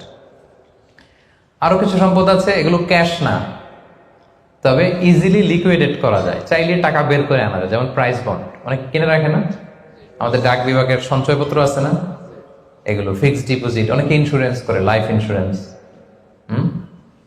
এগুলো চাইলে আপনি টাকা বানাতে পারেন। তো এটা অনেকে বলে হুজুর এটা তো ম্যাচিউরড হয় না, কিভাবে করব? এটা ব্যাংকে আপনি নক দিলে ওরা স্টেটমেন্ট দিবে যে আজকে এই ডিপোজিটটা ভাঙালে কত পাবেন, একটা স্থিতি দেখাবে। এটা আজকের স্টেটমেন্ট, ওই স্টেটমেন্ট আপনি বের করে নিয়ে আসবেন যে আজকে 20 রমজানে যদি আমি এটা ভাঙ্গাই তা আমি পাবো এত, তাহলে এটার মালিক আপনি, এটা আপনি যোগ দিবেন। তাহলে বুঝতে পারছেন এটা? এগুলো জাকাতে বলেছে। আচ্ছা গেল। এরপরে ব্যবসার সম্পদ, উরুদ উত্তেজারা, যত ব্যবসার সম্পদ আছে এটা কিন্তু আপনি জাকাতে হিসাব করবেন। উদাহরণ দেই, একজন বিস্কিট ফ্যাক্টরির মালিক, উনি বিস্কিট বিক্রি করে। তো আজকে আমি যে জাকাতে হিসাব করতে বসছি, আমি আমার কোম্পানিতে ফোন দিয়ে আজকে কত carton biscuit ready to sell, কত কার্টুন, ধরেন 50,000 পিস, তো এটার দাম কত, বিক্রয় মূল্য আমি যোগ দেব। তারপরে বিস্কিট বানাতে যে র মেটেরিয়াল, হ্যাঁ, গম লাগে, সুগার লাগে, ইত্যাদি ইত্যাদি যা লাগে, এগুলোর যে প্রাইস, এটা আমি এটাও আমি যোগ দেব। ওখানে ধরবো না কি, ওখানে ধরবো না হচ্ছে যেটা ফিক্সড অ্যাসেট। ব্যবসার ক্ষেত্রে ফিক্সড অ্যাসেট ধরতে হয় না। যেমন ধরেন আপনার ফার্নিচার বা কারো বিস্কিট ফ্যাক্টরি, তার ফ্যাক্টরির যে জায়গাটা, এটা আসবে না। মেশিনারি, যে মেশিনে করে বিস্কিট বানায়, ওইটা আসবে না। তারপরে ধরেন এটা লরি ট্রাকে করে বিভিন্ন জায়গায় আমি পাঠাই আমার প্রোডাক্টগুলো, এই যে ট্রাকের দাম টাম, এগুলো কিন্তু ধরা হবে না। এগুলো ফিক্সড অ্যাসেট, মেশিনারি ধরতে হবে না। শুধু প্রোডাক্ট রেডি টু সেল অথবা র মেটেরিয়াল, এগুলো ধরবো। শেয়ার বাজার আছে, অনেকে শেয়ার কিনে, এটাও আপনি ধরবেন, ওই দিন আপনি হিসেব করবেন। শেয়ার 2 ধরনের, একটা আছে আপনার প্রাইমারি, একটা নেট ভ্যালুয়েশন করা হয়, পরে এটা একটু দাম বাড়লে অনেকে দেখবেন যে সারাদিন দেখতে থাকে দাম বাড়লো না কমলো, সেকেন্ডারি মার্কেটে এটা সেল করে দেয়, আছে না? তো এটা আজকের দিনে আমার এই শেয়ারটা সেল করলে কত প্রাইস পাবো, এই প্রাইসটা আমি যোগ দিয়ে দেবো। ওকে, আচ্ছা গেল। আরেকটা আছে কোম্পানি শেয়ার কিনে অনেকে, ধরেন বিশাল বড়, বাংলাদেশে বড় কোম্পানি বেক্সিমকো কোম্পানি, তারপর ওই কোম্পানি, এটার আপনি শেয়ার কিনবেন, লং টার্ম ইনভেস্টমেন্ট শেয়ার থাকে, ওইটা কিভাবে ধরবেন? ওইখানে কোম্পানির অ্যাকাউন্টসে আপনি নক দিলে জাকাতেবল অ্যাসেট কত আছে এটা ওরা বলে দিবে। বড় কোম্পানিগুলোতে ম্যাক্সিমাম 40% জাকাতেবল অ্যাসেট থাকে। এই যে লিস্টগুলো আপনাকে শোনালাম, এগুলো হচ্ছে জাকাতযোগ্য সম্পদ, আপনার এগুলোর উপর জাকাত আসে। আজকে 20 রমজান, আমার 1 বছর হয়েছে, এগুলো সবগুলো আমি যোগ দিব। তাহলে জাকাতযোগ্য সম্পদ কি, মোটামুটি একটা ধারণা পেয়েছি না? পেলাম। এবার সহজে জাকাত কিভাবে হিসাব করব? অর্ধেক তো হিসাব করেই ফেললাম, কি বলেন? এই যে লিস্ট করে করে স্বর্ণ, ক্যাশ, ডিপোজিট, সঞ্চয়পত্র, আমার শেয়ার বাজার, আমার ইনভেস্টমেন্ট, আমার ডিপোজিট, আমার এটা এটা এটা করতে করতে করতে করতে বিশাল, ধরেন একটা উদাহরণস্বরূপ বলি যে ধরেন 20 লাখ দাঁড়ালো আমার, 20 লাখ টাকা, স্বর্ণের দাম সহ ইত্যাদি সহ সবসময়। এবার হিসাবটা কিভাবে করব? হিসাবটা খুব সহজ। আমার জাকাতে বলে আসলে আমি সব হিসাব দিয়ে পাইলাম কয় লাখ টাকা? 20 লাখ। এবার আমার যদি ঋণ থাকে, আমি ঋণটা এখান থেকে বাদ দেব। আমরা শুরুতে বলছিলাম এক ধরনের ঋণ আছে একবারে দিয়ে দিতে হবে, এরকম একবারে ঋণ দেওয়ার যদি আমার কিছু থাকে ওইটা আমি বাদ দেবো। ধরেন আমার একবারে ঋণ দেওয়ার আছে 5 লাখ টাকা, যেটা আমাকে একবারই পরিশোধ করতে হবে অল্প কিছুদিনের মধ্যেই, তাহলে এটা আমি বাদ দিতে পারবো। তো 5 লাখ টাকা যদি 20 লাখ টাকা থেকে বাদ দিয়ে কত থাকে? 15 লাখ। এরপর আমি বলেছিলাম যে কিস্তিতে যে ঋণগুলো থাকে সেক্ষেত্রেও আমি বাদ দিতে পারবো ম্যাক্সিমাম 1 বছর, 12 মান্থস। ধরেন যে বড় একটা কিছু আমি কিনেছি, সেখানে 12 মাসের আমার যে ঋণ, সেই ঋণ আসতেছে ধরেন যে কিস্তিতে, ধরেন আরো 5 লাখ, তাহলে কত বাদ গেল? 5 এ 5 এ 10 লাখ, থাকলো কত? এই 10 লাখ হচ্ছে আপনার নাও জাকাতেবল অ্যাসেট। এই 10 লক্ষের উপর আপনি 2.5% জাকাত দিবেন। আর হিসাবটা যদি আপনি সূর্য বছর অনুযায়ী করেন তাহলে 2.58% দিবেন। সহজ হয়ে গেছে না মোটামুটি? হ্যাঁ, মোটামুটি সহজ হয়েছে না? এরপর এক একজনের এক এক ধরনের বিজনেস, এক এক ধরনের কোশ্চেন থাকবে। এটা পার্সোনালি কোনো মুফতির কাছে বা যে কোনো স্কলারের কাছে আপনার পার্সোনাল আলাদা করে হিসাব করা লাগলে এটা করে নেবেন। কিন্তু ওভারঅল জাকাতের কিভাবে ক্যালকুলেট করতে হয় এবং প্রসেসটা কি, রাইট প্রসেস, এটার একটা ধারণা তো আপনারা পেয়েছেন নাকি? বুঝতে পারছেন না সবাই? আচ্ছা, এরপরে বলেছিলাম ফসলের জাকাত, মানে কৃষি সম্পদের জাকাত। কিছু চাষ করলেই জাকাত দিতে হয় না, এটার একটা নিসাব আছে। সেটা হচ্ছে কমপক্ষে 18 মণ। কমপক্ষে কয় মণ? 18 মণ। কমপক্ষে 18 মণ হইলে ফসলের জাকাত দিতে। আল্লাহ বলেন, ইয়া আইয়ুহাল্লাযীনা আমানু আনফিকু মিন তাইয়্যিবাতি মা কাসাবতুম ওয়া মিম্মা আখরাজনা লাকুম মিনাল আরদ। জমিন থেকে যেটা উৎপন্ন করে দেই এটাও আল্লাহর রাস্তায় দান করো। ওয়া আতু হাক্কাহু ইয়াওমা হাসাদি, যেদিন ফসল হারভেস্টিং করে ঘরে তুলবেন ওই দিনই জাকাত দিতে হবে। মজার ব্যাপার হচ্ছে ফসলের ক্ষেত্রে বা কৃষিজ পণ্যের ক্ষেত্রে কিন্তু 1 বছর অপেক্ষা করা লাগে না। এর আগে টাকা পয়সা, স্বর্ণালঙ্কার এগুলো 1 বছর আছে কিনা দেখতে হয়। কিন্তু যারা কৃষি কাজ করে ফসলের ক্ষেত্রে 1 বছর তো 1 বছর নাই, ফসল যেদিন কাটবেন ওই দিনই ফসলের জাকাত। তো ফসলের জাকাতের জন্য 1 বছর ওয়েট করা লাগে না। তো আপনি নিজে ধরেন ধান খাওয়ার জন্য আপনি ফসল করছেন 10 মণ, ওটার জাকাত দেওয়া লাগবে? বুঝে থাকলে উত্তর দেন। 10 মণ ধান আমি করেছি, কেন লাগবে না? 18 মণ হয় নাই। দেখেন শরীয়ত কত সুন্দর, কিছু আপনি করলেই জাকাত দিতে বলে নাই।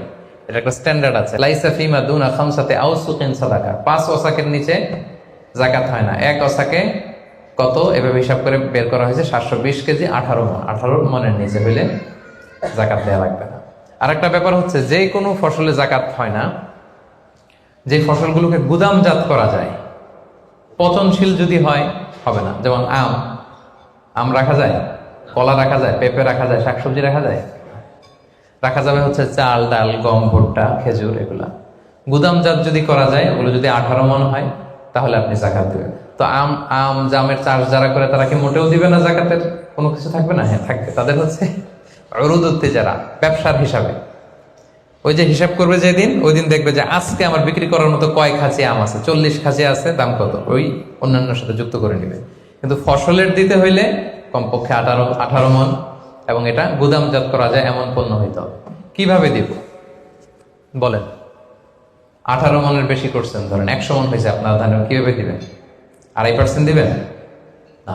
ফসলের জাকাতের হিসাব হচ্ছে ওশর আর নিসফে ওশর। আরবি বুঝতে যদি কষ্ট হয় সহজ করে বলি, 10% আর 5%।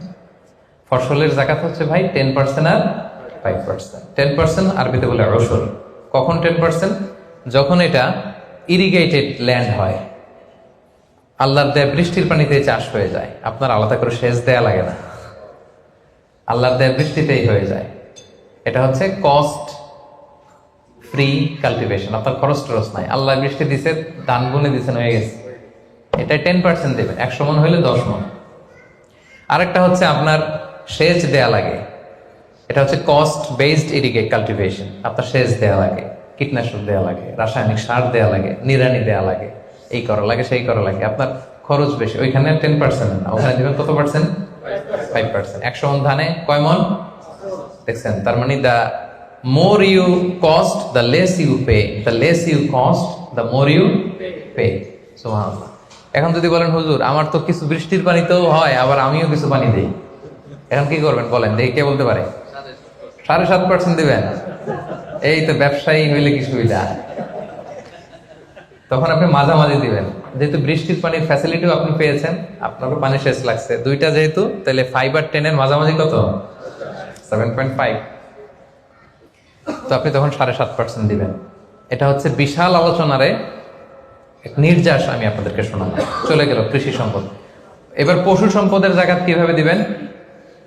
পশু সম্পদের যে লিস্ট, এটা আমাদের জন্য অ্যাপ্লিকেবল না। 40টা ছাগল হলে একটা ছাগল বছর শেষে, 30টা গরু হলে বছর শেষে, 5টা উট হলে, এটা আমাদের জন্য অ্যাপ্লিকেবল না। কারণ পশু সম্পদের জাকাত যদি দিতে হয়, শর্ত হচ্ছে এটা সায়েমা হইতে হবে। সায়েমা মানে পশুগুলা বনে বাদারে যে ঘাস লতা পাতা নিজেই খেয়ে আসে, এটার কোনো খাওয়ানো টাওয়ানো লাগে না। কিন্তু আমাদের যে পোলট্রি শিল্প, আমাদের যে গরুর ফার্ম, এটাকে ফ্যানের নিচে রাখতে হয়।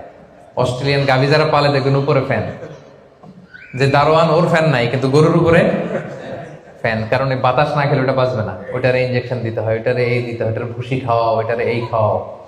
তো এই পোলট্রি শিল্প, হ্যাচারি শিল্প, দুধের বিজনেস যারা করে, তাদের আসলে রাসূল সাল্লাল্লাহু আলাইহি ওয়াসাল্লাম যে পশু সম্পদের জাকাতের যে লিস্ট বলেছেন, ওইটার আওতাভুক্ত হবে না। তো তারা কি কোনো জাকাত দিবে না? দিবে। ওই যে উরুদুত্তি যারা ব্যবসায়ের পণ্য হিসেবে, আমি দুধ বিক্রি করি, সো আজকে যখন আমি হিসাব করব, আমি দেখবো যে আমার কত লিটার রেডি টু সেল, জানলাম যে 300 কেজি আজকে আমার দুধ আসলে বিক্রি হবে, এটার দাম কত, এটা আমি যোগ দিয়ে দিব। জাকাতে বলে অ্যাসেট যত আছে এগুলোর সাথে যোগ দিয়ে হিসাব করবো। বুঝতে পারছেন? সহজ হয়ে গেল না? 10টা পয়েন্টের 9টাই শেষ। সর্বশেষ পয়েন্ট আমাদের ছিল যে কিভাবে জাকাত দিলে বেশি প্রোডাক্টিভ হবে। আমরা শুরুতে বলেছি জাকাতের শাড়ি বলে ইসলামের শাড়ি নেই, জাকাতের লুঙ্গি বলে লুঙ্গি নেই, এগুলো দিলে জাকাত যথাযথভাবে আসলে আদায় হয় না। তো জাকাতটা আমরা প্রোডাক্টিভ ওয়েতে দিব। দুইভাবে দিলেই আদায় হয়। একটা হচ্ছে আপনার রেগুলার যে নেসেসিটি, এগুলো পূরণের জন্য জাকাত দিলেও হবে। যেমন খাওয়া নাই তো আপনি খাবার কিনে দিলেন, জামা নাই জামা কিনে দিলেন, চিকিৎসার অভাব, অসুস্থ আপনি ওষুধ কিনে দিলেন, আদায় হবে। কিন্তু একটা দারিদ্র বিমোচন হবে না? হবে।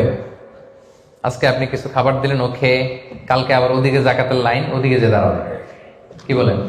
এরপরের দিন শুনবে যে ওইখানে নাকি শাড়ি দিবে, ওইখানে যাবে। আপনি যদি পার্মানেন্ট সলিউশন করার ট্রাই করেন, এইটা হচ্ছে সবচাইতে ইফেক্টিভ, সবচাইতে প্রোডাক্টিভ। তো সেটার জন্য কোনো ফাউন্ডেশনের আন্ডারে, কোনো বোর্ডের আন্ডারে যদি করা যায়, বা আপনাদের মতো বিজনেস ম্যাগনেট যারা আছেন, আপনাদের যদি কোনো জাকাত ম্যানেজমেন্ট এরকম বোর্ড থাকে, আপনারা যদি করতে পারেন, আপনারা আপনাদের এলাকায় আপনারা চাইলে এভাবে দারিদ্র্য বিমোচন করতে পারবেন। তবে এটার জন্য শর্ত হচ্ছে মনিটরিং করা লাগে। ধরেন আপনি একজন মহিলা সেলাই করতে জানে, তাকে সেলাই মেশিন কিনে দিলেন। একজন গরু পালতে চায়, গরু কিনে দিলেন। অস্ট্রেলিয়ান গাই কিনে দিলেন 2টা, এটার দুধ বিক্রি করে ফ্যামিলিটা মোটামুটি চলতেছে। এদের এক ছেলে আছে, সে সিএনজি চালাতে জানে, তো একটা সিএনজি কিনে দিলেন। এলাকায় সিএনজি চালায়, অটোরিকশা চালায়, ভ্যান চালায়, তার ফ্যামিলিটা চলবে না মোটামুটি? সে আর অন্য জায়গায় যে জাকাতের টাকা চাইবে? চাইবেন। এটা প্রোডাক্টিভ। তবে এটার ক্ষেত্রে আপনি যে পরে দিতে যাবেন না কিছু, দেখবেন কার কিসে আগ্রহ। আপনি যে সিএনজি কিনে একজনকে দিলেন, কদিন পরে দেখবেন যে সিএনজি পেয়েছে, ও গাঁজা কিনে খাইতেছে। এরকম আছে। আপনি একটা কিনে দিচ্ছেন, ওইটাতে তার আগ্রহ নাই, ওটা দিবেন না। একজন এসে বললো যে আমি আমার ছেলে ভ্যান চালাই, 4 বছর আগের পুরান এক ভ্যান, ভ্যানটা নষ্ট হয়ে গেছে, একটা ভালো ভ্যান হইলে আমাদের ফ্যামিলিটা চলতো। দেখলেন যে সে ভ্যান চালায়, ভ্যান চালানোর যোগ্যতা আছে, এরা এটা দিলে কাজ হবে, এরা 2টা ভ্যান কিনে দেয়। একজন সিএনজি চালায়, সিএনজি নষ্ট হয়ে গেছে, তারে কিনে দেয়। গরু পালার অভ্যাস আছে, নিতে চায়, স্বাবলম্বী হতে চায়, তাকে দেন। একজন এসে বললো যে আমার ছেলেটারে আমি বিদেশ পাঠাইতে চাই, ও যদি বিদেশে যায় আমার ফ্যামিলিটা সচ্ছল হবে, 5 লক্ষ টাকা লাগবে ওরে পাঠাতে। আমরা গরিব মানুষ 2 লাখ জোগাড় করছি, আর 3 লাখের জন্য পাঠাইতে পারতেছি না। চমৎকার, যদি দেশের বাইরে পাঠানো যায়। আপনি ওখানে 3 লাখ টাকা দিয়ে ছেলেটারে বিদেশে পাঠাই দিলেন, ওর প্রবাসী হিসেবে ও যে টাকা পাঠাবে, ওর পাঠানো টাকায় ওর ফ্যামিলিটা সচ্ছল হয়ে গেল। ঠিক না? এইভাবে যাকে যেটা দিলে, এটা আপনি বুঝবেন, যার ক্ষেত্রে যেটা অ্যাপ্লিকেবল, তাকে যদি আপনি ওইভাবে জাকাতের টাকাটা দেন, ওটা বেশি প্রোডাক্টিভ হবে, ওটা বেশি ইফেক্টিভ হবে। এইভাবে প্ল্যান করে করে যদি আপনারা আপনাদের জাকাতের টাকাগুলো যারা হকদার তাদের হাতে তুলে দিতে পারেন, একাত্তর সে স্বাবলম্বী হবে, দারিদ্র বিমোচন হবে এবং সমাজ থেকে আমাদের দারিদ্রতা উঠে যাবে। দারিদ্রতা খুব খারাপ জিনিস। রাসূল সাল্লাল্লাহু আলাইহি ওয়াসাল্লাম এই দারিদ্রতা থেকে পানাহ চাইতেন। রাসূল সাল্লাল্লাহু আলাইহি ওয়াসাল্লাম সবসময় পড়তেন আল্লাহুম্মা ইন্নী আউযু বিকা মিনাল ফাকরি ওয়াল কিল্লাতি ওয়াজ জিল্লা, মানে হে আল্লাহ, আমি দারিদ্রতা, আমি কমতি আর আমি জিল্লতি থেকে পানাহ চাই।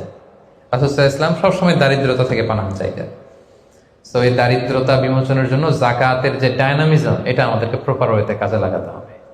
আশা করি যে 10টি পয়েন্টে আপনাদের সাথে যাকাত ম্যানেজমেন্টের উপর আলোচনা করেছি। সবাই বুঝতে পারছেন না পয়েন্টগুলো?